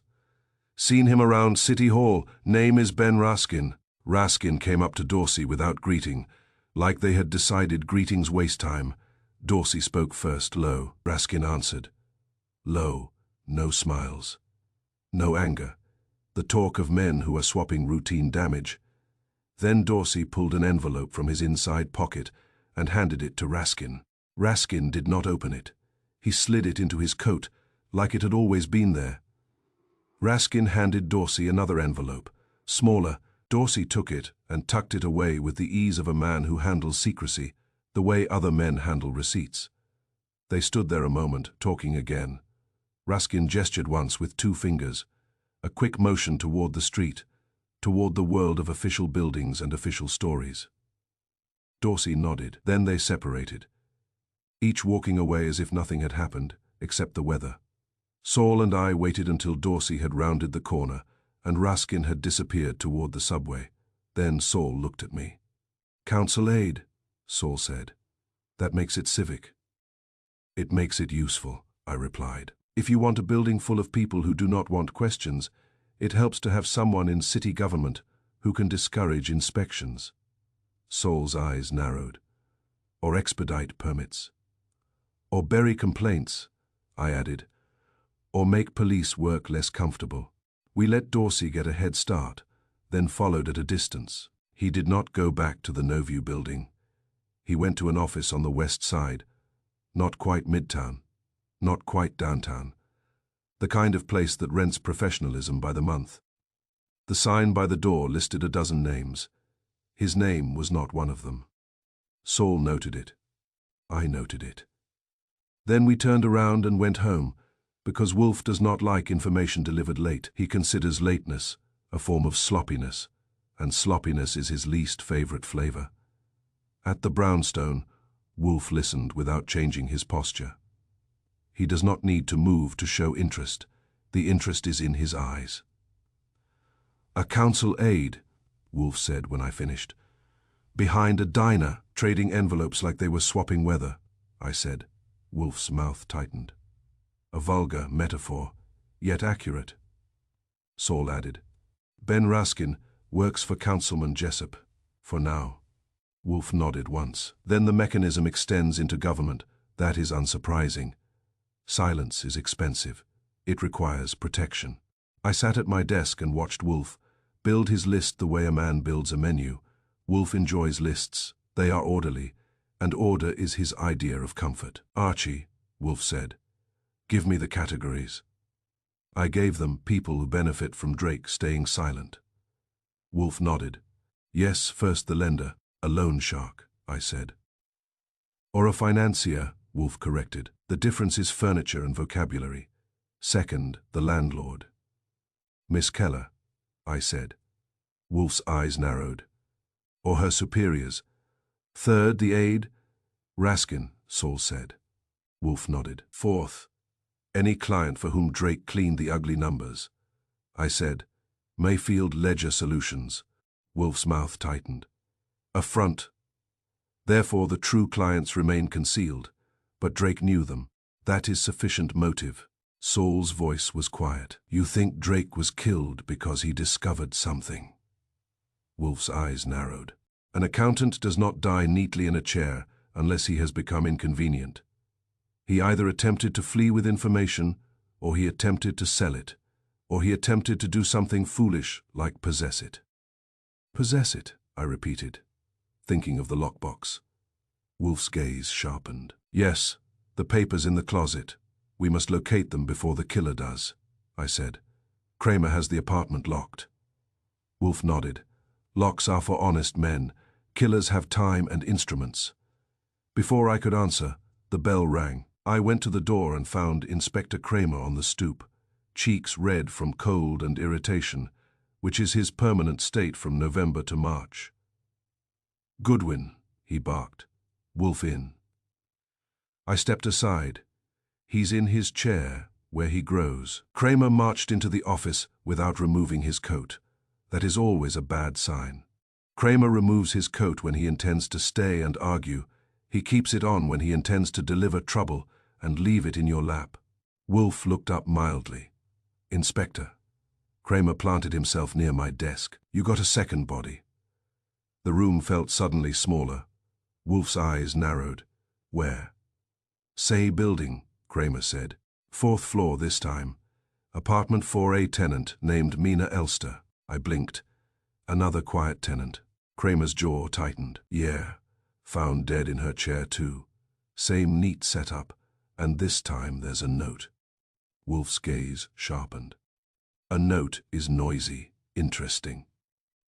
Kramer reached into his coat and pulled out a plastic evidence sleeve. Inside was a folded piece of paper with thick, block lettering. He held it up. Read it, Kramer said. Wolf did not reach for it. He does not like handling police property. He does not like being accused of contaminating things. He nodded to me. I took it carefully, reading through the plastic. No view, no witness. I felt my skin tighten. That's a theme, I said. Wolf's eyes narrowed. Yes, Kramer growled. What do you mean? Yes, you two been writing fortune cookies. Wolf looked at him. Inspector, the killer has selected a setting and repeated it. He has left a message to advertise his selection. That indicates confidence, and confidence indicates habit. Kramer's face hardened. Or it indicates he thinks he's clever. Wolf nodded slightly. Cleverness is often a disguise for compulsion. Kramer stared at Wolf. You calling him nuts? I am calling him consistent, Wolf replied. Consistency is what catches criminals. They believe repetition makes them safe. It makes them predictable. Kramer's jaw worked. We got the medical examiner on it. Looks like poison again. Wolf's eyes narrowed. Then the cup in the sink may again deny the cup on the table. Kramer frowned. What? Latter, I said. Kramer, did this Mina Elster have anything to do with Drake? Kramer grunted. We don't know yet, quiet tenant. Paid cash, used a name that might be real or might be rented. Wolf's gaze went cold. The building is a service. The killer is eliminating clients of the service, either to prevent testimony, or to retrieve something, or to erase a list. Kramer's face tightened. List. Wolf's voice was calm. The records of who lives there, who pays, who hides. If someone fears exposure, killing the clients reduces the number of mouths. Saul said quietly. Or it forces the manager to give up the papers. Wolf nodded. Yes. And it forces panic. Panic makes people careless. Kramer snapped. You got anything solid or just theories? Wolf looked at him with mild contempt. You have a second death and a taunting note. That is solid enough to justify listening to intelligence. Kramer's eyes narrowed. I don't like your tone. Wolf's mouth tightened. I do not like your presence, yet we endure. Kramer glared, then jerked his head toward me. Goodwin, I want you down there. Now, you and Panzer. I want whatever you're sniffing, I said. We were already sniffing. We found Dorsey meeting a council aide behind a diner trading envelopes. Kramer went still. A council aide? Yes, I said. Ben Raskin works for Councilman Jessup. Kramer's face darkened. That helps. It hurts someone, I said. Kramer shoved his hands in his coat pockets. "Wolf, you coming?" Wolf did not move. Number Kramer's eyes flashed. "Of course not." Wolf's gaze was steady. "Inspector, you have the building. You have the bodies. You have your men. What you lack is understanding. I will supply it from here." Kramer snorted. "From your chair?" "Yes," Wolf said. "From my chair." Kramer looked at me. "Fine, Goodwin. You come, and don't touch anything you shouldn't." "I never do," I said. "I only look at it too hard." As Kramer turned to leave, Wolf's voice stopped him, calm and heavy. "Inspector," Kramer paused, annoyed. "What?" Wolf's eyes narrowed. "The note says no view, no witness. That is not merely a taunt. It is instruction. The killer is telling you where he feels safe. He will repeat it." Kramer's jaw tightened. "You think there'll be a third?" Wolf's voice was flat. "I think there is already a list." Kramer stared at him for a beat, then left without another word. I grabbed my coat. Saul was already up. At the door, Wolf said, "Archie." "Yes, the killer has a theme," Wolf said, "which means he also has a habit." "I got that," I said. Wolf's gaze sharpened. "Habits can be anticipated. Themes can be exploited. You will return with something I can use." I nodded and went out into the winter air with Saul, heading back toward the No-View building, where quiet tenants paid for invisibility, and were now being killed for it. Behind us, Wolf sat in his chair, already arranging the next move, because the moment a killer announces his theme, Wolf begins looking for the place where the theme will repeat. And in New York, repetition is never an accident. Chapter 6, the second death had the same neatness as the first, and neatness is always suspicious when it shows up twice in the same place. When a city repeats itself, it is not poetry, it is habit. The No-View building was quieter than before, and that took effort. A building does not become quiet after two bodies unless someone is making it quiet. Doors were shut tighter, the lobby had fewer footsteps, the mailboxes seemed to hunch, as if they could feel eyes on them.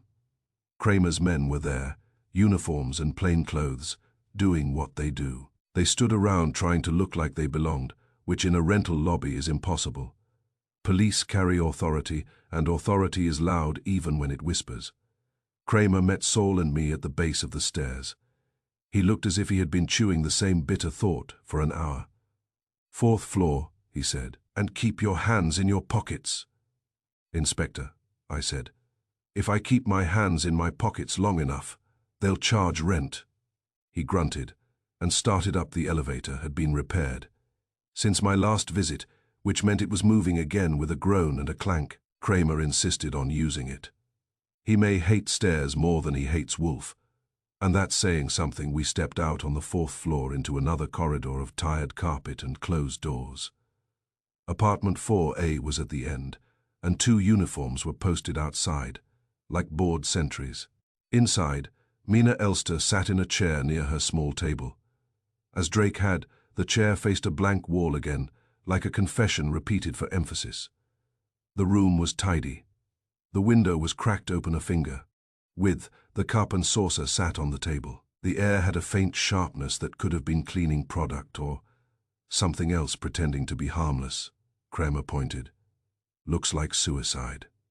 I looked at the note Kramer had shown Wolf, the one now bagged and tagged. No view, no witness.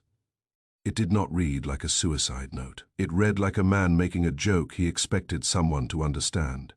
"Suicide," I said, with a slogan. Kramer's jaw tightened. People write dumb things when they're desperate. "Not in block letters," I said. "Not as a brand." The medical examiner's assistant, a tired man with latex gloves and a face that had stopped being shocked years ago, was kneeling near the chair. He looked up. "Pills," he said. Kramer turned. "What?" The assistant held up a bottle in a plastic bag. "Found in the kitchen. Label says a sleep medication. Looks like an overdose." Kramer's eyes narrowed. "So suicide." Saul's eyes stayed on the bottle. Saul notices what men in a rush overlook. I said, "Whose prescription?" The assistant read the label. "Mina Elster." I frowned. Mina, Kramer grunted. Name doesn't always match gender. Who cares? I cared, but not for that reason. I cared because labels are easy to print, and bodies are not. I stepped closer, careful, and looked at the bottle through the plastic. The label looked clean and new, too new. The cap seal was broken, but not jagged the way most people break a seal. It was peeled neatly. I asked the assistant, how many pills left? He shook the bottle gently. Not many, 10 maybe. Count, Kramer snapped. The assistant began counting, sliding them out carefully onto a clean paper. He counted 21. Kramer frowned. That's not an overdose. The assistant shrugged. Depends on the strength. Saul said quietly. Those pills are the wrong brand. Kramer glared. What? Saul pointed with his chin. Look at the imprint. Generic tablets have different markings by manufacturer. The label says one thing. Those tablets look like another. The assistant glanced at Saul, surprised. He might be right. Kramer's face tightened. You a pharmacist now? Saul's tone stayed mild. I'm a man who reads. My wife takes the same medication. The assistant lifted one pill, squinted. Yeah, these are not the same manufacturer as the one on this label. The imprint code is wrong for that brand. I felt a small chill. It was the kind of mismatch Wolf loves. It is not dramatic, but it is decisive. So, I said, either Mina Elster refilled at a different pharmacy and kept the old bottle, or someone swapped pills. Kramer's jaw worked. We'll check pharmacy records. Do that, I said. But the neat seal peel suggests someone careful handled that bottle. Kramer glared. You're saying murder. I'm saying staging, I replied. Suicide is staging if you didn't choose it. The assistant looked at the chair, at the calm face of the dead tenant, at the cracked window. Poison still possible, he muttered. Pills may be the story, not the cause. I nodded. The building is selling stories. Kramer snapped. Enough philosophy, you got anything else? I got the same window crack, I said. Same chair angle, same neatness. Kramer's eyes narrowed. Copycat, or the same hand, Saul said. I looked around. In the kitchenette, the sink was too clean again. A glass had been rinsed, not left to dry in a normal lazy way, but wiped and put away. The kind of thoroughness that belongs to a man cleaning up evidence, not to a tenant keeping house. I leaned toward Saul. Same pattern as Drake. Saul nodded. Building is the weapon. That was Wolf's line, really, but Saul had the sense of it.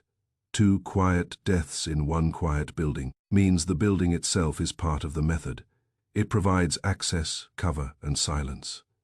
It is not merely the stage. It is the tool, Kramer barked.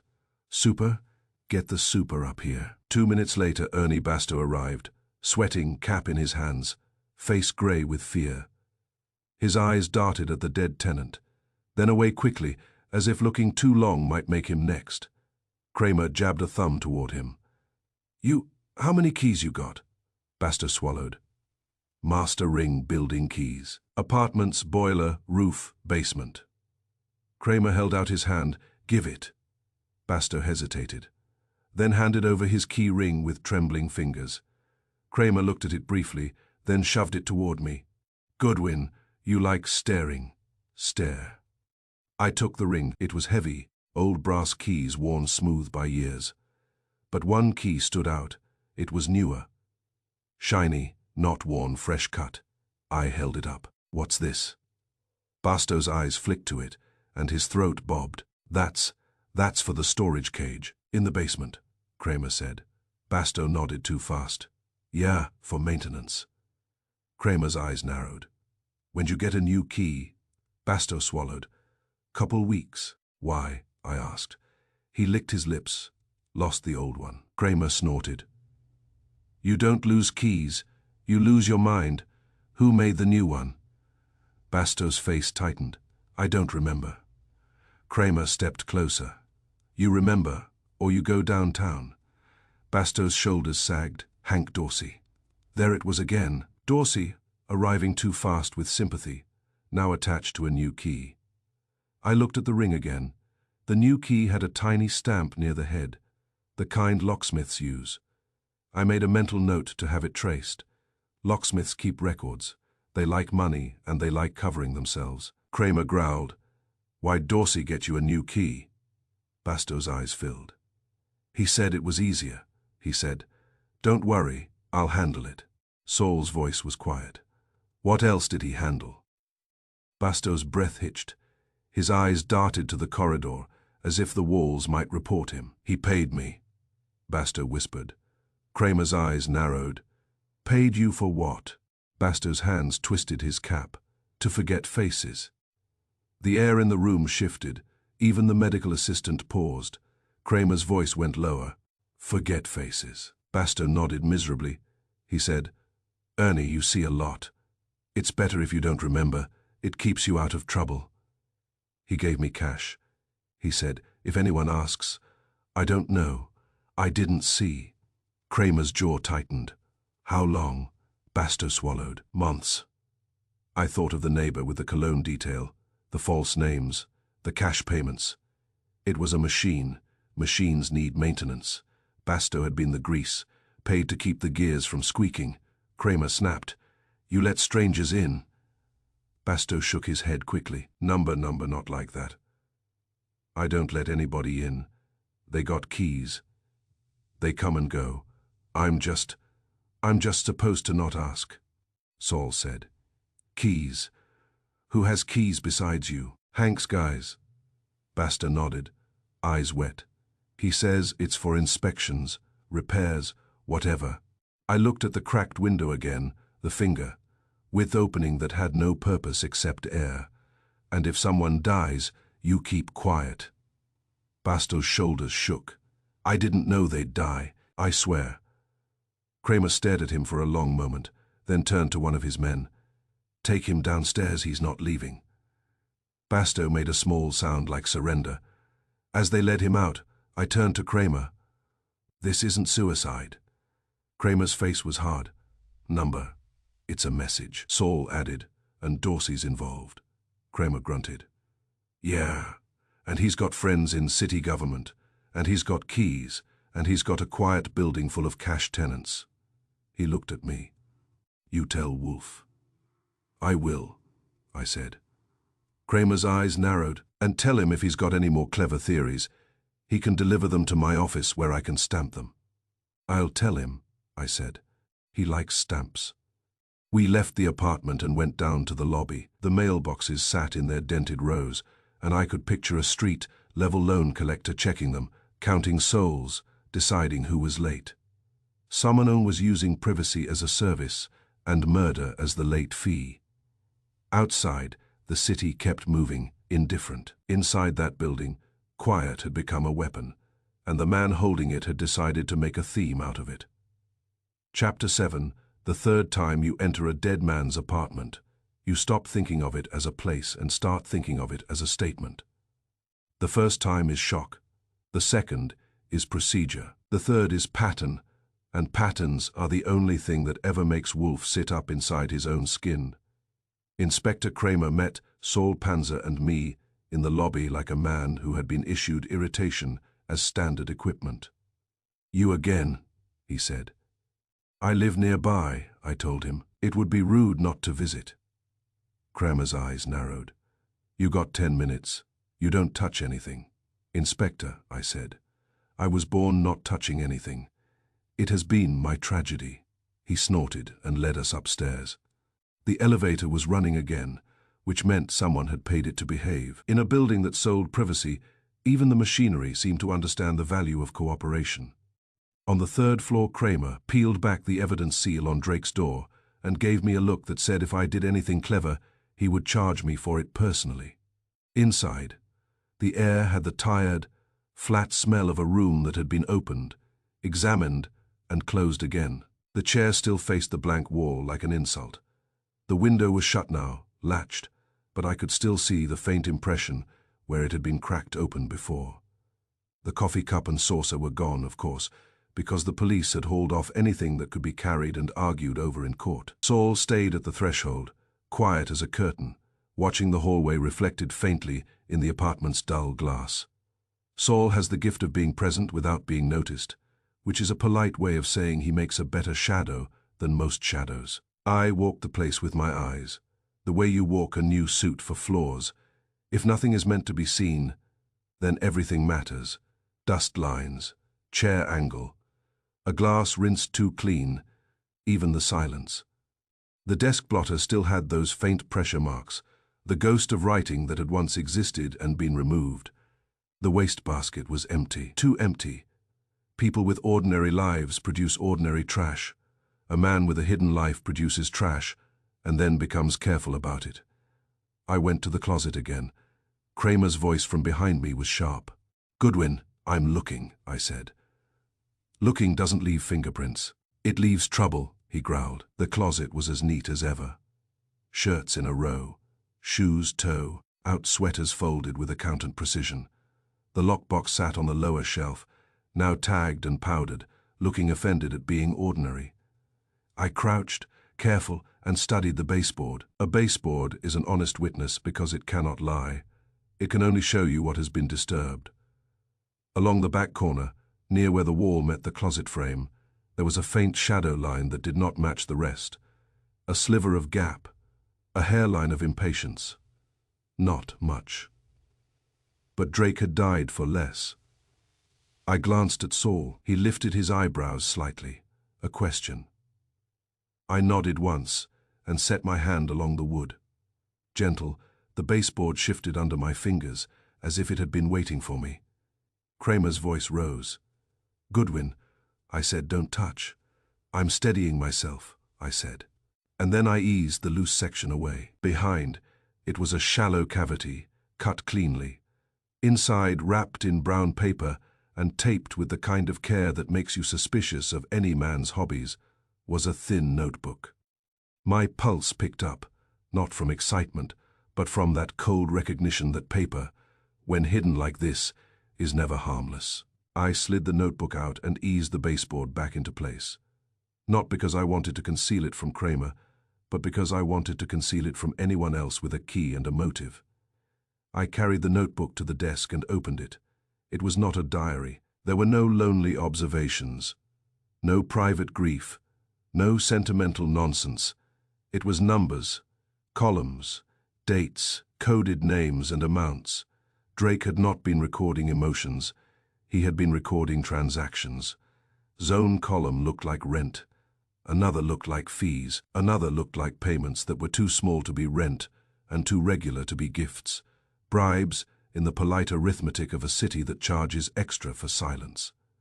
The entries were tied together with small marks, little symbols that said this payment caused that permission. Cash under false names, routed through a manager, paired with smaller payments to a council contact. A building super, someone listed only as locker, someone as mail. And then I saw the phrase that repeated, Brick Fay Tews, Fay 910. It appeared again and again, same format, same tidy handwriting, like a man scheduling his own fear. I read it twice, then a third time because repetition is the kind of clue Wolf respects. Saul leaned in a fraction, still careful not to cross the room. "What?" I tilted the notebook toward him. "This keeps showing up." His eyes narrowed. "Brick, Tuesday, 9:10. "Like an appointment with the wall itself," I said. Kramer barked from behind us. "What are you two whispering about?" "Dust," I said. Kramer's eyes narrowed. "That's not dust." "Fine," I said. "It's paper. Happy now." He moved closer, and I could feel his suspicion thicken. "What is that?" he demanded. "Something you missed," I said, "because it was behind a baseboard and you are not built for carpentry."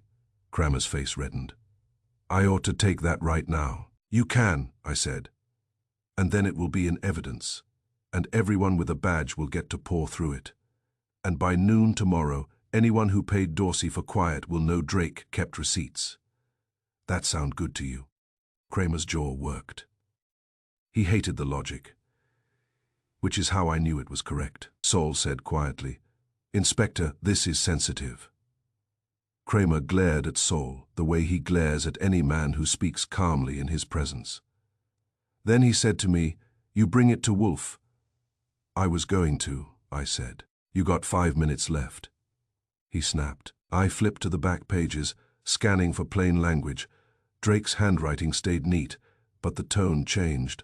Less accounting, more warning. Sup paid to forget faces. Dorsey Key knew. Council aid paid. Poison not poured here. Comes in clean. Then a boxed note that made my mouth tighten. Bricktews 910, delivery. And below that, a name. Gus Rellan. Next to it, 2 words, maintenance route. Kramer's eyes followed the movement, Goodwin. You told me not to touch, I said. You didn't tell me not to carry. His face darkened, but he did not stop me. He wanted Wolf involved. Kramer hates admitting it, but he prefers Wolf's solutions to unsolved deaths. Saul and I left the apartment and the building and took a cab straight to the brownstone. I kept one hand on my coat pocket the entire ride. Not because I thought someone could pickpocket a notebook through wool, but because I had the childish feeling that if I let go the paper would find a way to vanish. At home, Wolf was in his chair, of course, as if the city's chaos were a show he watched, with bored superiority. Fritz moved quietly in the background, defending order with coffee and the smell of something civilized. I crossed the office and placed the notebook on Wolf's desk. Wolf looked at it as if it had tracked mud onto his carpet.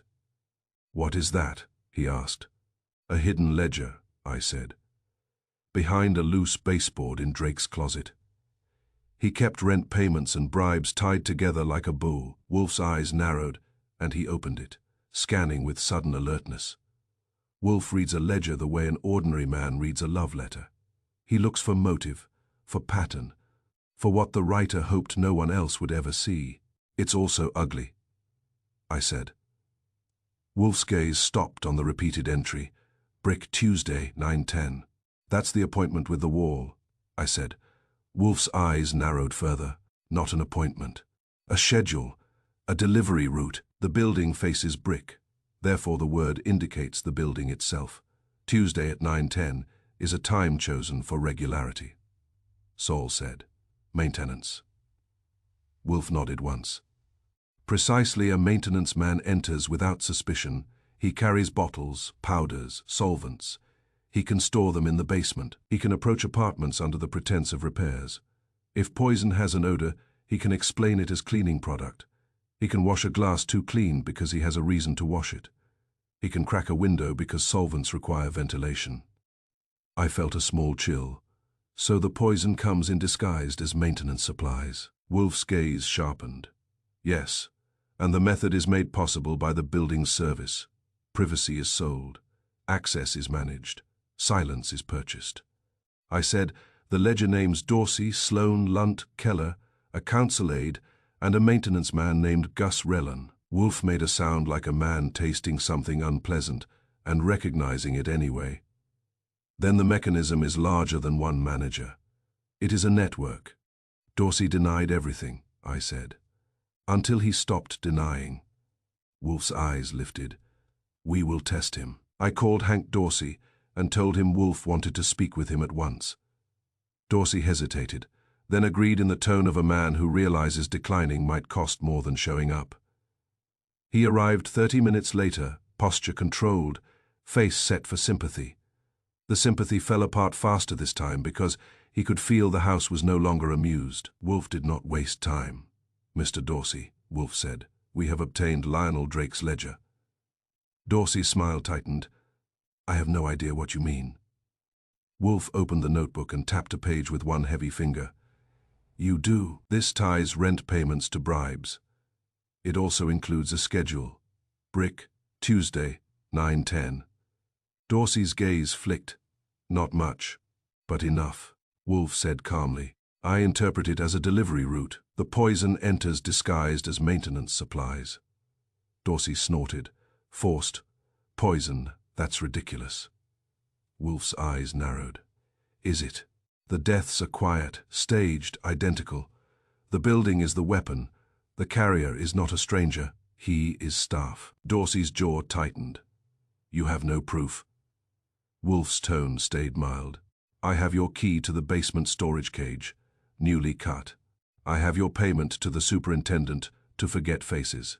I have your meeting with a council aide behind a diner, and I have 2 corpses. Dorsey leaned forward. This is harassment. Wolf's eyes were cold. This is arithmetic. Now tell me who delivers maintenance supplies on Tuesdays. I don't know, Dorsey said too quickly. Wolf's voice shifted, as if he had decided to use a different blade. Tell me, Mr. Dorsey, about the odor. Dorsey blinked. Odor? Wolf watched him. Yes, the window in Drake's apartment was cracked to release a smell. What smell, Mr. Dorsey? I don't know, Dorsey snapped. Wolf's gaze stayed steady. Do not guess. Tell me. Dorsey's mouth opened, and without thinking, he said, bitter almond. The room went still in the way a room goes still when someone drops a glass and realizes it will not be forgiven. Wolf did not move. He only looked at Dorsey as if Dorsey had finally spoken an honest language. Bitter almond, Wolf repeated softly. You named the poison's odor before Mr. Goodwin mentioned any smell. Dorsey's face flushed, then drained. I read about it. I read, news, crime stories. Wolf's voice was calm. The medical report has not been released. Dorsey stood abruptly. I'm leaving. Saul rose too, smoothly, blocking the shortest path to the door without looking like he was blocking anything. Dorsey stopped, breathing harder. Wolf said, Sit down. You can't keep me here. Dorsey snapped. No, Wolf said. But I can keep you talking until Inspector Kramer arrives, and I can ensure he finds your premature knowledge of poison very interesting. Dorsey's shoulders sagged. He sat. Now, Wolf said, you will tell me about Gus Rillen. Dorsey swallowed. I don't know him. Wolf's eyes narrowed. Then you will not mind if the police investigate your maintenance contracts. Dorsey's jaw clenched. He looked trapped because he was. There's a contractor. He calls himself Gus. He does pest control sometimes. Cleaning supplies, little repairs, Tuesdays. He wanted easier access to the basement storage cage. I got him a key. Wolf's voice was flat. And you paid the superintendent to forget faces so no one would remember Gus. Dorsey's voice cracked. It kept the business quiet. Wolf's gaze was cold.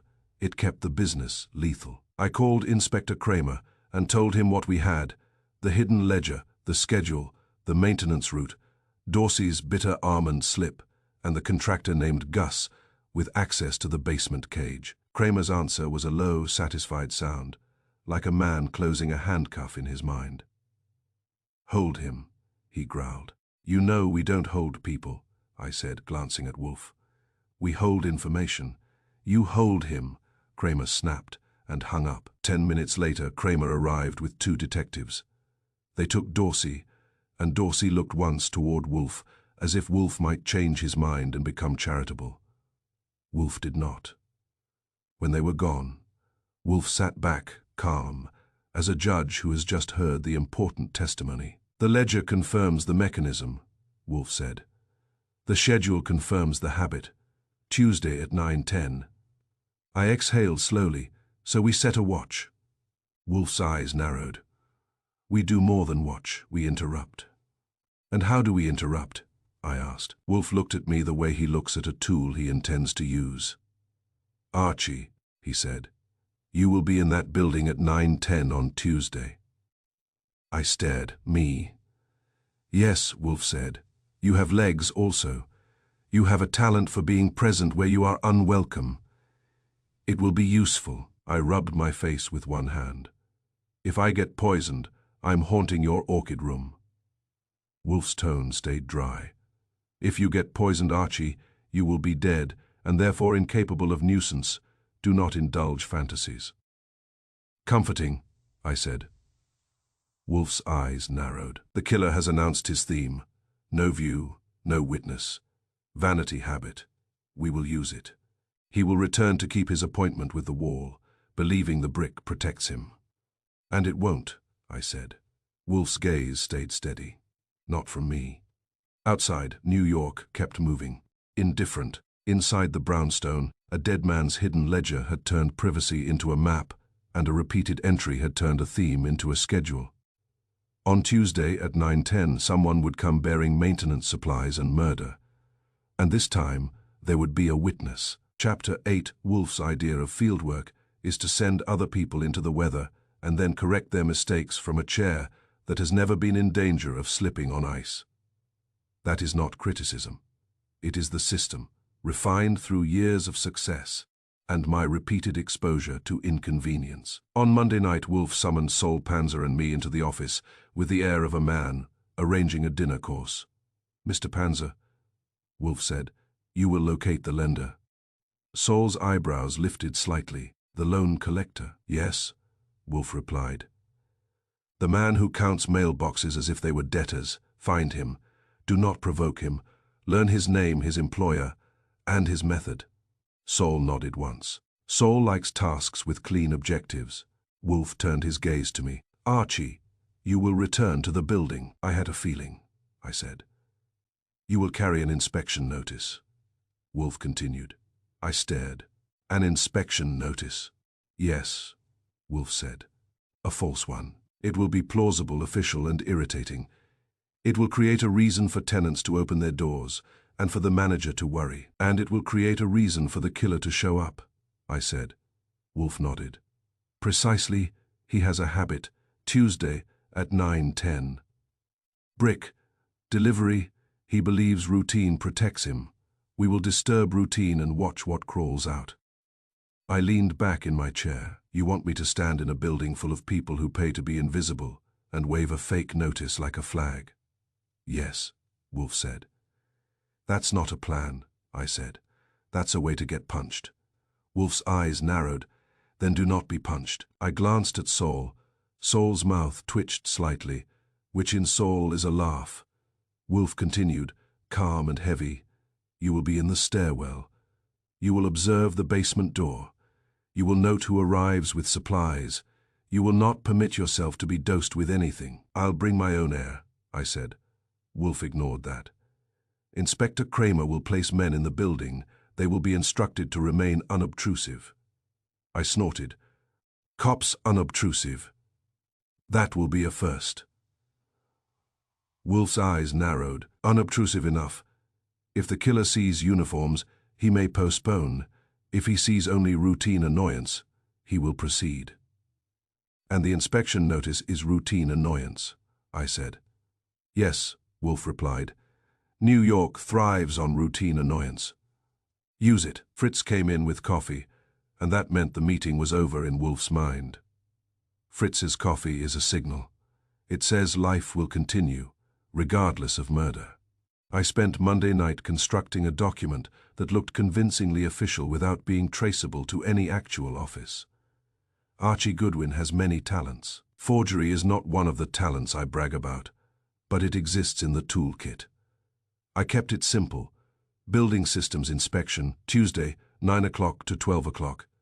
Access required. Failure to comply may result in fines. I included a fake contact number that rang to a pay phone line Sol arranged, because Sol enjoys details.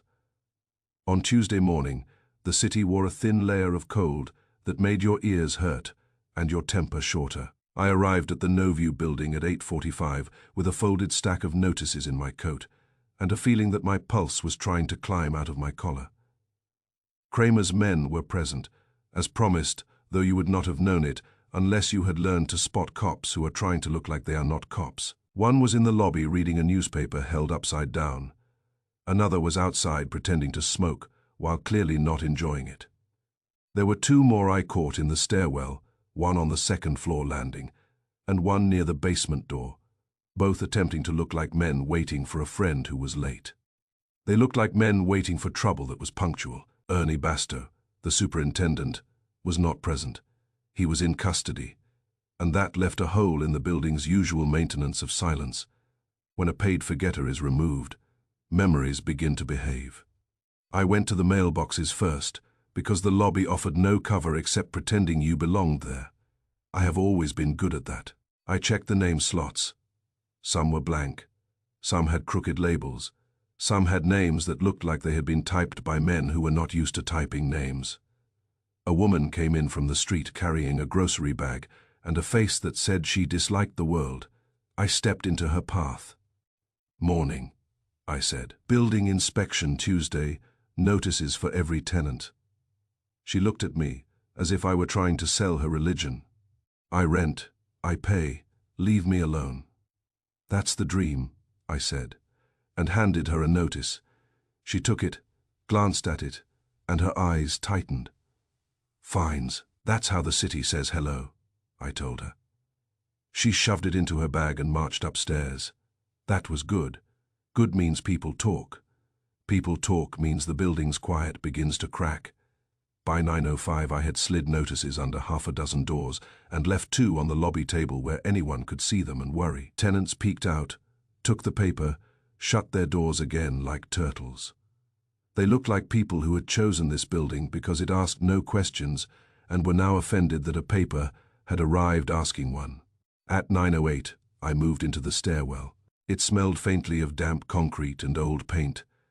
It also smelled faintly of something sharper, a clean chemical note that could be detergent, could be solvent, could be something you do not want in your lungs. I took a position on the landing between the first floor and the basement, where I could see the basement door, and also see anyone entering the stairwell from the lobby. I kept my hands in my coat pockets. I kept my mouth shut. I tried to look like a man waiting for a friend who was late. At 9:10 exactly, the outer door opened, footsteps, measured, not rushed, not cautious. A man came in carrying a tool bag. He wore coveralls, clean enough to suggest he was careful, not clean enough to suggest he was honest. His cap was pulled low, but not enough to hide his face.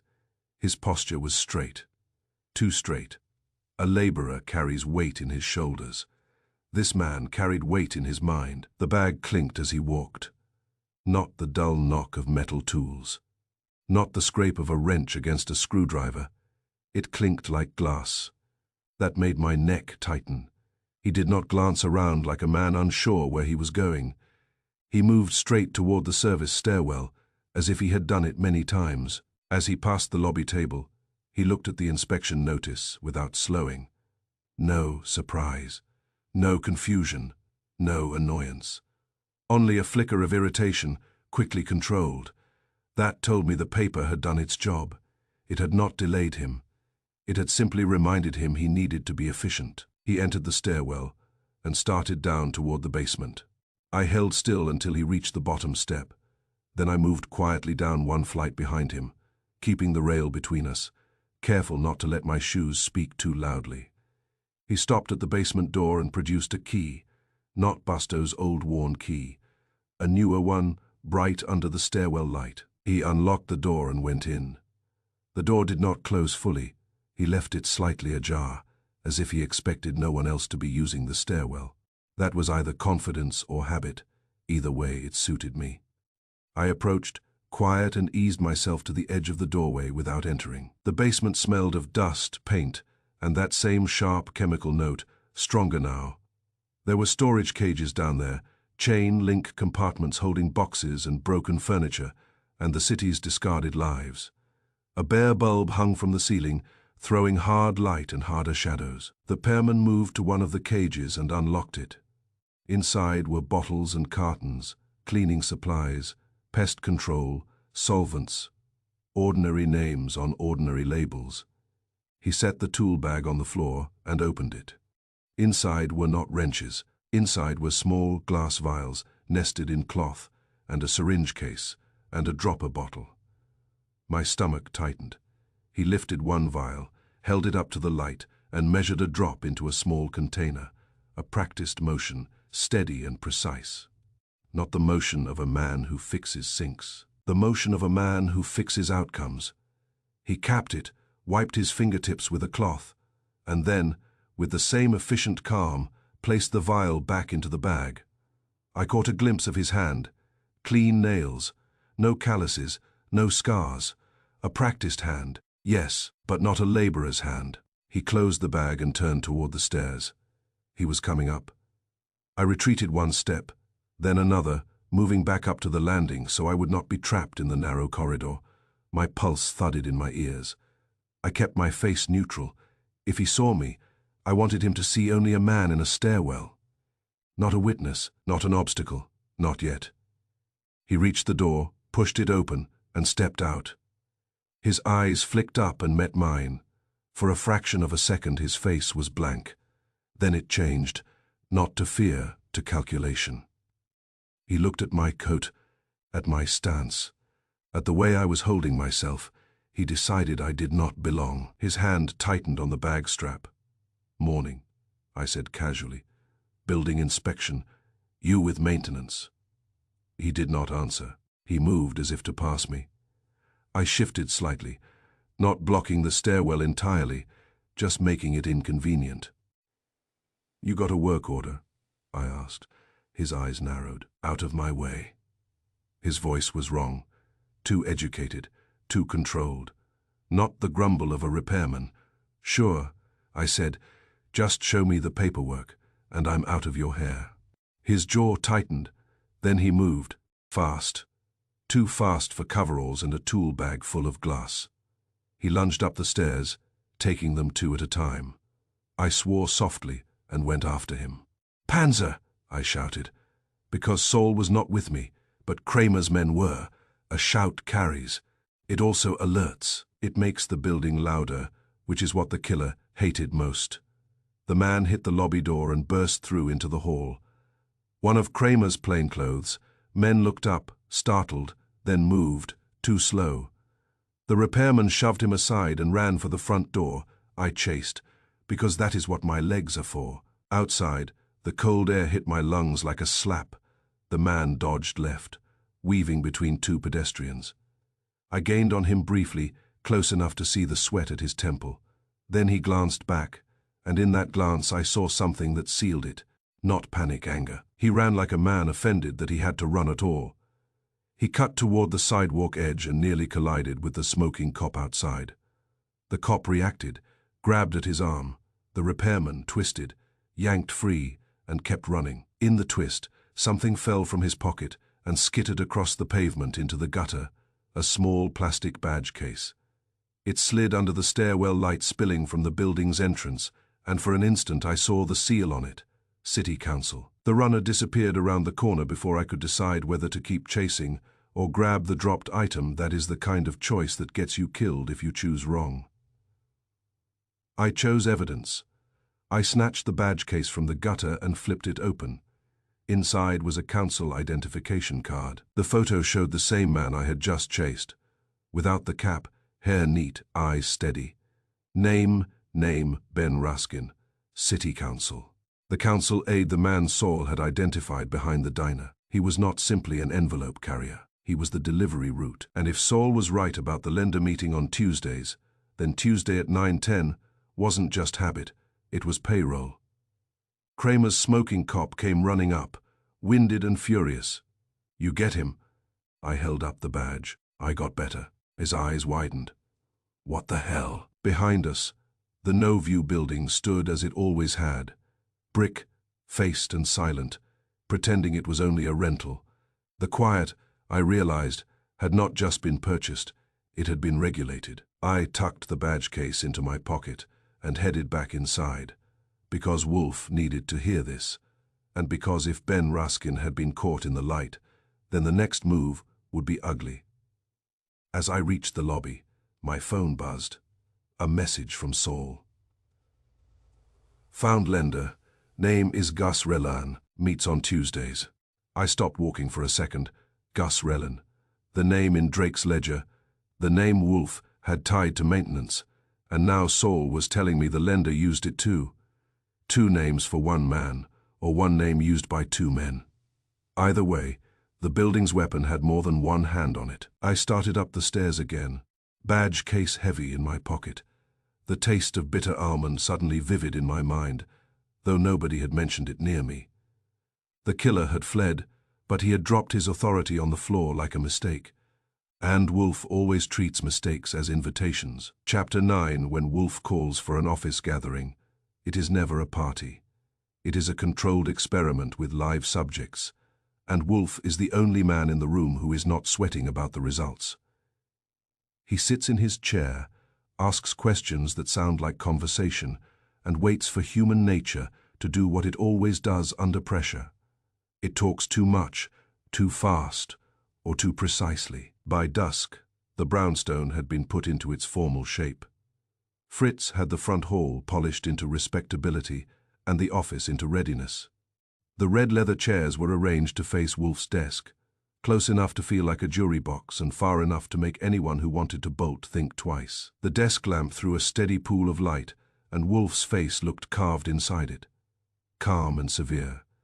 My desk was to his right, my chair an inch behind its usual spot, because I had learned long ago that, in these performances, Wolf wants me visible but not central, like a witness who can also fetch a phone. Inspector Kramer arrived first, breathing cold air and irritation.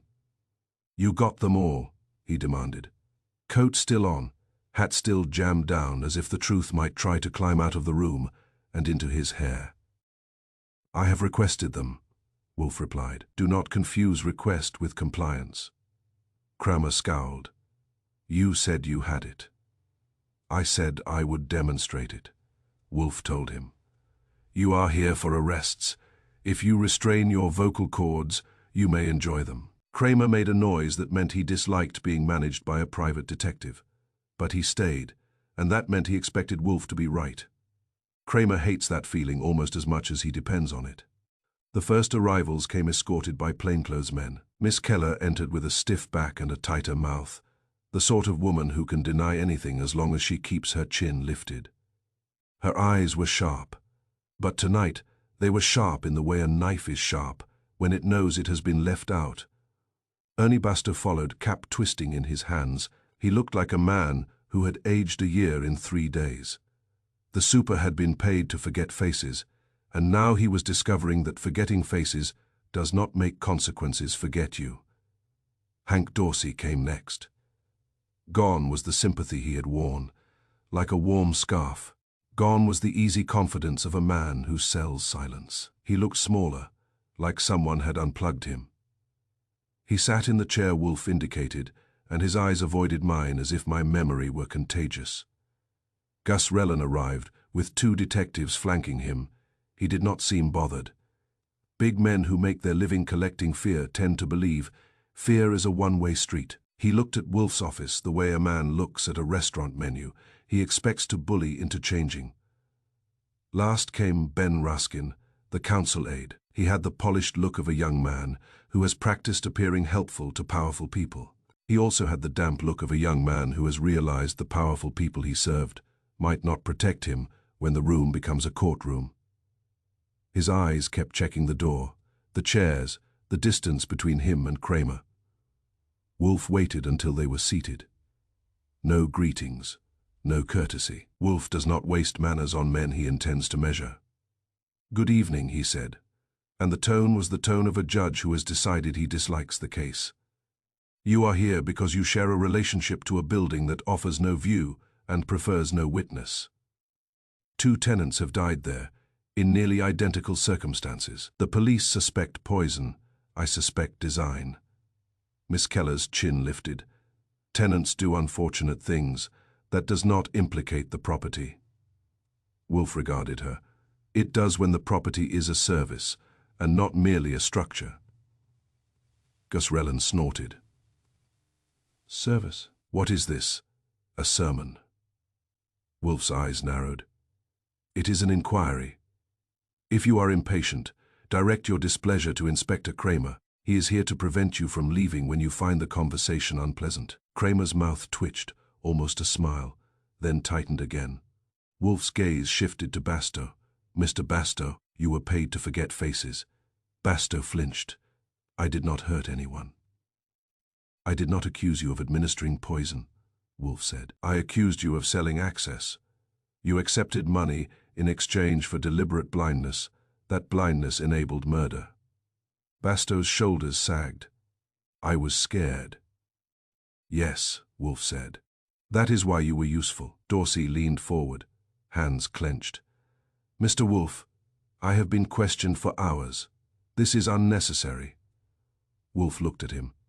"You have been questioned by men who want facts. I question you because I want truth.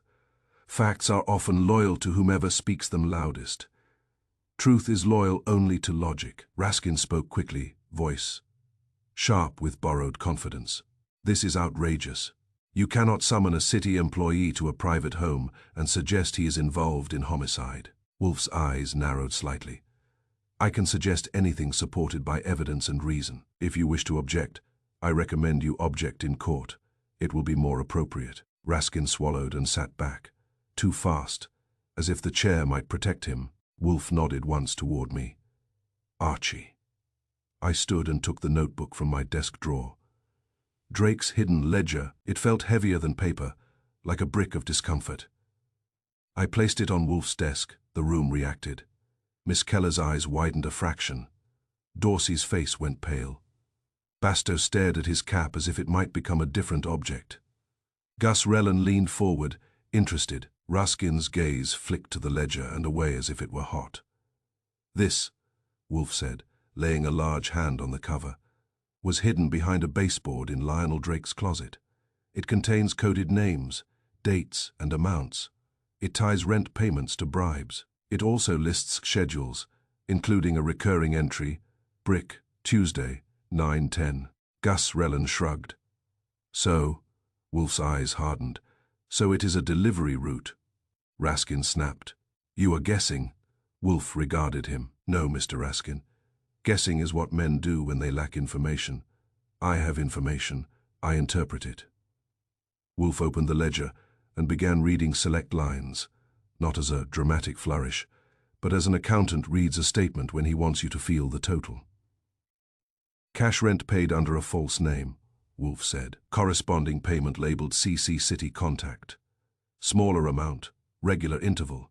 Another payment labeled SUP, connected to keys. Another labeled INS, connected to inspections. Miss Keller's mouth tightened. Those abbreviations could mean anything. Wolf nodded slightly. Yes, that is why liars love abbreviations. But patterns are not ambiguous. Payments repeat. Permissions repeat. Silence repeats. The building was used to stash people who did not want to be found, to launder cash through rent, and to manage anyone who learned too much about the mechanism. Dorsey's jaw clenched. Manage. That is your word. Wolf's eyes narrowed. It is Drake's situation. Kramer shifted his weight, impatient. Get to the point, Wolf. Wolf did not look at him. The point is death, Inspector. I will arrive. He looked across the chairs. Mr. Rellan, you were seen checking mailboxes, as if you were counting souls. Who were you seeking? Gus's mouth curled. I check boxes. That is not a crime. Wolf's tone was dry. Neither is breathing. Yet it is revealing when a man does it quickly. Answer. Gus leaned back. I don't remember. Wolf's gaze sharpened. Forgetting faces is Mr. Bastow's paid talent, not yours. You remember. You simply do not wish to say. Gus's eyes narrowed. You talk nice. You think that scares me. Wolf's voice stayed calm.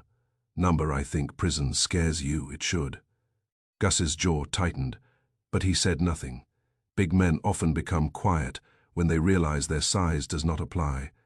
In a room governed by paperwork, Wolf turned to Miss Keller. Your ledgers show cash payments under false names routed through layers, who instructed you to accept them. Miss Keller's chin rose. We do not interrogate tenants. Wolf's eyes narrowed. You interrogate checks. You reject those that bounce. You accepted those that lied. Therefore, someone instructed you. She hesitated, then said stiffly, Ronan Sloan managed the accounts. Wolf nodded. And who ensured that city inspections did not become inconvenient. Miss Keller's eyes darted and landed on Raskin for a fraction of a second, then fled. It was quick. But in Wolf's office, quick is loud. Raskin stiffened. Do not look at me. I had nothing to do with any building. Kramer made a low sound. Sure. Wolf let the room sit in silence long enough for discomfort to ferment. He does that deliberately. Silence in Wolf's office is pressure, and pressure makes human beings start explaining themselves. Dorsey began explaining first, as Wolf expected. It was a business, Dorsey said, voice strained. People wanted privacy. We provided it. No one was supposed to die. Wolf's gaze stayed steady. Yet two died. Bastow's voice came small. I didn't know.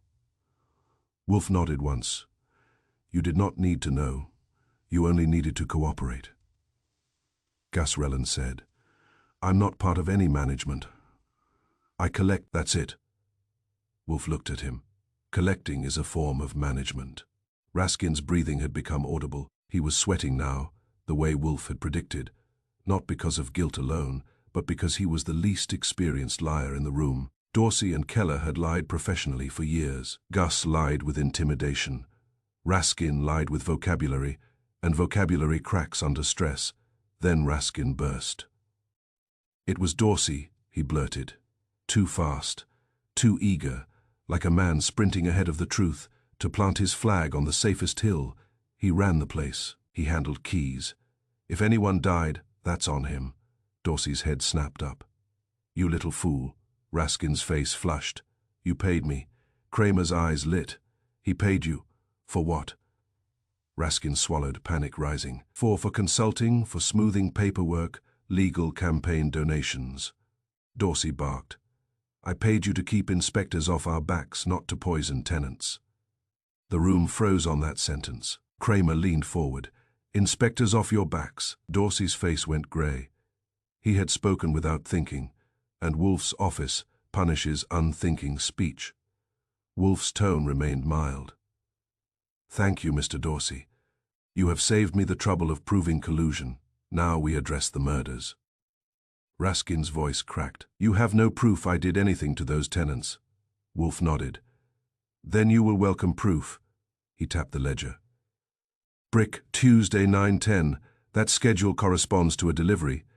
Maintenance supplies enter buildings without question. They can conceal poison. Mr. Goodwin observed a man in coveralls carrying a bag that clinked like glass, not tools. That man fled and dropped a council badge. I stood and produced the badge case in its evidence sleeve. Raskin's eyes widened. That could have been stolen. Wolf's gaze was cold. An excellent claim.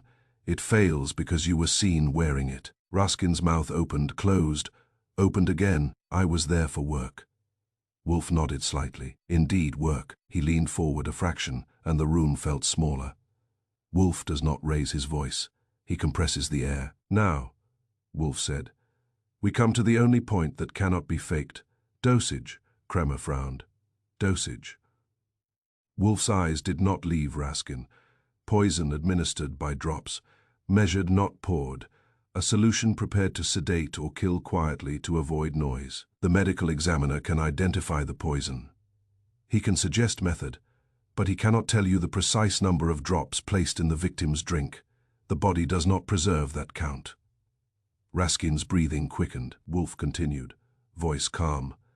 Therefore, the only person who knows the count is the person who measured it. Raskin shook his head rapidly.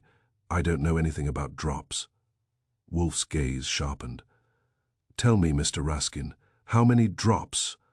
Raskin stared, trapped. I don't know. Wolf nodded slowly, as if accepting surrender. Very well, I will tell you. 5 drops would disable. 8 would kill. It was designed that way for quiet efficiency. Raskin's lips parted. Wolf watched him as if watching a clock hand approach midnight. And the only way to know that is to have administered it. Raskin's mouth worked. And then the fatal precision came out. The one thing a guilty man cannot resist. It wasn't 8, he said hoarsely. It was 7. For a heartbeat. Nobody moved. Then Kramer moved like a spring released. Raskin went white. I didn't mean. Wolf's voice was almost gentle. Yes, you did. You corrected me because you could not endure imprecision. That is your character and your confession. Kramer snapped at his detectives. Cuff him. They hauled Raskin up. His eyes went wild, searching for help. Dorsey stared at him with hate. Keller stared straight ahead. Gus Relland's face tightened, because even he understood the room had shifted from debate to consequence. Raskin's voice broke as the detectives secured the cuffs and forced him back into the red leather chair. They were going to talk. Drake was going to talk. Mina was going to talk. They were going to ruin me, Wolf said quietly. You ruined them. Kramer stayed at the doorway, eyes hard, and the room exhaled, only halfway.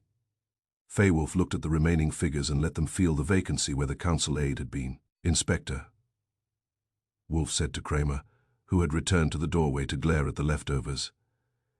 You will not neglect the mechanism. Mr. Dorsey sold access. Miss Keller accepted lies. Mr. Rellan enforced payment. Mr. Baster was purchased for blindness. Investigate all of it. Kramer grunted. Don't worry, I'm enjoying myself. Wolf leaned back in his chair. The work done, the logic complete. I looked at the ledger on his desk and thought of Lionel Drake, accountant, hiding receipts behind a baseboard because he understood that paper lasts longer than fear. Wolf had let them talk themselves warm. Then he had set the final snare, and the guilty man had sprung it with 7 drops of precision. Chapter 10. Kramer likes the moment after a confession. It is the point where his work stops being paperwork and becomes satisfaction.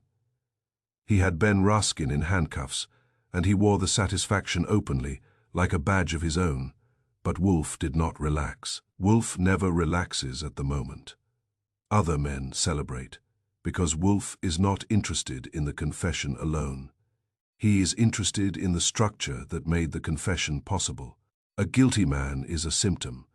The mechanism is the disease. Raskin sat in Wolf's red leather chair, with cuffs cutting into his wrists, his face drained of color.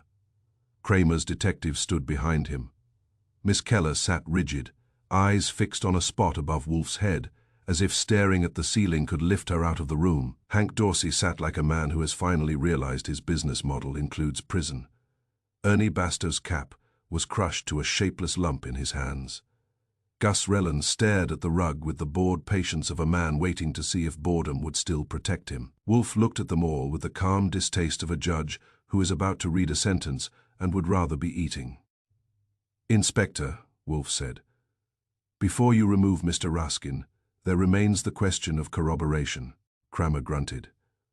We got his mouth. That's enough. Wolf's eyes narrowed. It is enough for arrest. It is not enough for conviction if his mouth later decides it was misunderstood. Raskin's head jerked up. I didn't say I did anything. Wolf regarded him. You said it was 7 drops. Raskin swallowed. Kramer snarled. He said it. We heard it. Wolf's voice stayed calm. Yes, but I prefer evidence that does not depend upon memory. He nodded to me. Archie. I opened my desk drawer and removed 2 items already, waiting there like quiet explosives. First, the badge case. Second, a folded receipt Sol Panzer had delivered an hour ago, still smelling faintly of ink and cardboard. I brought them to Wolf's desk and placed them side by side. Wolf touched neither. He simply indicated them. Mr. Raskin, Wolf said, do you recognize that badge? Raskin's eyes flicked to it and away. It was stolen. Wolf nodded. A competent lie. Unfortunately, the badge was recovered from the gutter outside the No View building during your flight. Mr. Goodwin retrieved it. The photograph matches your face. The identification number matches city records. Inspector Kramer can verify this in 10 minutes. Kramer grunted. Already did. Raskin's mouth tightened. Wolf continued. Now the receipt. Mr. Panzer obtained it from the supplier you have been using. It is billed under a maintenance account. The item is listed as brick cleaner. Raskin froze. Gus Rellan's head lifted sharply. Even boredom has limits. Miss Keller's eyes widened despite herself. Dorsey's face went pale and then flushed, as if anger and fear were fighting for his skin. Wolf said calmly, brick cleaner is a clever euphemism. It suggests a product used for a building's exterior or for masonry stains. Yet the formula listed on the supplier's internal label matches a toxin that produces, among other symptoms, a bitter almond odor. Raskin swallowed hard. His throat worked like a pump. Kramer leaned forward. Receipt. Wolf nodded once. Yes, billed to a council discretionary account, routed through a contractor name that does not exist in city payroll. It is, however, linked to Mr. Raskin's authorization code. Raskin's voice came out thin. That's not true. Wolf's eyes narrowed. It is true. Your defense is now reduced to claiming you did not know what you purchased. Raskin's breathing quickened. I thought it was cleaner. Wolf regarded him with mild contempt. Then you are a fool as well as a murderer, and I do not believe you are a fool. The poison was ordered, delivered, carried in vials, and administered by measured drops. You did not stumble into murder by accident. You engineered it. Raskin's mouth opened, closed. Wolf turned his gaze slightly, including Dorsey and Keller, and Bastow and Rellan in the same cold light. Mr. Dorsey helped rent the secrecy, Wolf said. Mr. Bastow helped turn keys. Miss Keller helped accept Liza's rent. Mr. Rellan helped enforce payment, but Mr. Raskin delivered death. Raskin flinched. I didn't want to. Wolf's tone stayed flat. Want is irrelevant. You did. Kramer's voice rose. Why'd you do it, you little punk? Raskin's head snapped up, eyes wild. Because it was going to come out. Wolf's eyes narrowed. What was? Raskin's shoulders shook once, then steadied, as if the confession had finally realized it had nowhere else to go. The building, Raskin said hoarsely. The building was. It was used for people who couldn't be seen, witnesses, informants, people who knew things about contracts, bribes, payoffs. If they were in a normal building, someone might ask why they never had mail, why they never had visitors, why they paid cash. In that building, nobody asked. Dorsey made sure of it. Bastow made sure of it. Keller's office made sure of it. Wolf listened without expression. Raskin continued, voice cracking now. And the rent money. It wasn't just rent. It was laundering. Cash in, clean checks out. Some of it went to campaigns. Some of it went to inspectors. Some of it went to people who made problems go away. Kramer's face darkened. You? Raskin swallowed. Yes. Wolf's voice was calm, and Lionel Drake. Raskin's eyes closed for a moment. He was an accountant. He saw the numbers. He started keeping them. He thought he could sell them or use them to get out. Wolf nodded once. Receipts. Raskin's voice rose with desperation. He was going to destroy me. He was going to destroy the councilman. He was going to destroy everything. Wolf's eyes narrowed. So you killed him. Raskin's shoulders sagged. I dosed him. I didn't want noise. I didn't want screaming. I didn't want a fight. I wanted him to sit and stop being a problem. Wolf's gaze sharpened. And the second tenant, Raskin swallowed. Mina heard something. She saw me in the stairwell. She asked Bastow questions. Bastow told Dorsey. Dorsey told me. I had to make her quiet, too. Dorsey exploded. You told me you'd just scare them. Raskin's head snapped toward him. You built the place for fear. The words hung in the room like smoke. Miss Keller's hands clenched in her lap.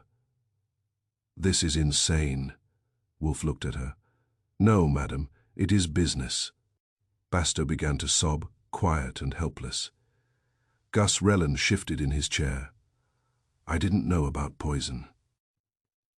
Wolf's eyes narrowed. You knew about pressure. Pressure can kill as surely as toxin. Kramer snapped at his detectives. Get him out. They hauled Raskin up. The cuffs clicked like punctuation. As they moved him toward the door, Raskin's voice broke again. Thinner now, the last of his borrowed authority bleeding away.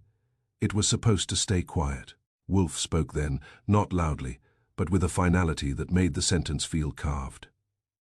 Privacy does not hide murder, Wolf said. It only stores it, like rot behind a wall.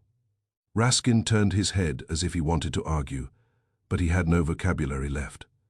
The door closed. The house breathed again. Kramer lingered a moment, eyes on Dorsey, Keller, and Rellan, already deciding how much of the mechanism he could pull into court. He looked at Wolf. You satisfied? Wolf's eyes narrowed. I am rarely satisfied. I am finished. Kramer snorted. Same thing. No, Wolf said. Satisfaction is for after dinner. Kramer grunted, then jabbed a finger toward Dorsey. You're not off the hook, you Keller, and that big lug, you're coming in too. Gus Rellan's jaw tightened. On what? Kramer's eyes were hard. On whatever sticks, you'll find out. The detectives began moving them out one by one. Dorsey went stiffly, anger still flashing in his eyes. Keller went with her chin lifted, but her hands trembling. Rellan went with a look that suggested he was already planning to blame someone else. Bastow shuffled like a man who had been carrying a building on his shoulders, and finally felt it fall. When the last of them was gone, Fritz appeared in the doorway, with a tray, because Fritz understands that civilization must be restored immediately, or it collapses. He set beer for Wolf and coffee for me. Wolf took his beer with the serenity of a man whose world has returned to order. I sat at my desk and stared at the empty chairs where the villains had been. That building, I said slowly, did what it was built to do, hide everything. Wolf nodded once. Yes, until the room itself confessed. Dust, I said. Wolf's eyes narrowed. Dust lines revealed disturbance. Glass, I said. Wolf's tone stayed calm. Glass carries residue. It must be washed. Washing can be too thorough. Timing, I said. Wolf's eyes held mine. Timing is the killer's vanity. He could not resist his schedule. I leaned back. The case had ended without a gunshot, without a knife, without the usual melodrama that makes headlines. 2 people were dead anyway. That is the quiet cruelty of poison and power. It kills without raising its voice. Wolf sipped his beer. Archie. Yes. You will inform Mr. Panzer that his receipt was invaluable. I will, I said. He'll pretend he didn't care. Wolf's mouth tightened slightly, which for Wolf was a smile. Of course. I looked at the window of Wolf's office. The real window, not a brick wall. Outside, the city lights had come on, and New York looked the way it always looks at night. Beautiful from a distance, dangerous up close, and never quiet for long. In the no-view building, somebody had tried to purchase quiet and had ended up purchasing rot instead. Wolf had dragged it into the light with nothing but logic and a few stubborn details. Privacy, I said, mostly to myself, doesn't hide murder. Wolf's voice came calm from his chair. Number it stores it. Fritz's footsteps went back toward the kitchen, steady and sure. Upstairs, the orchids waited for Wolf to resume the part of life he actually enjoys. And I sat there a moment longer, remembering the cracked window facing brick, the rinsed glass, the precise schedule written in a dead man's careful hand. The building had offered no view and asked no questions. It had hidden everything, until the wall itself confessed.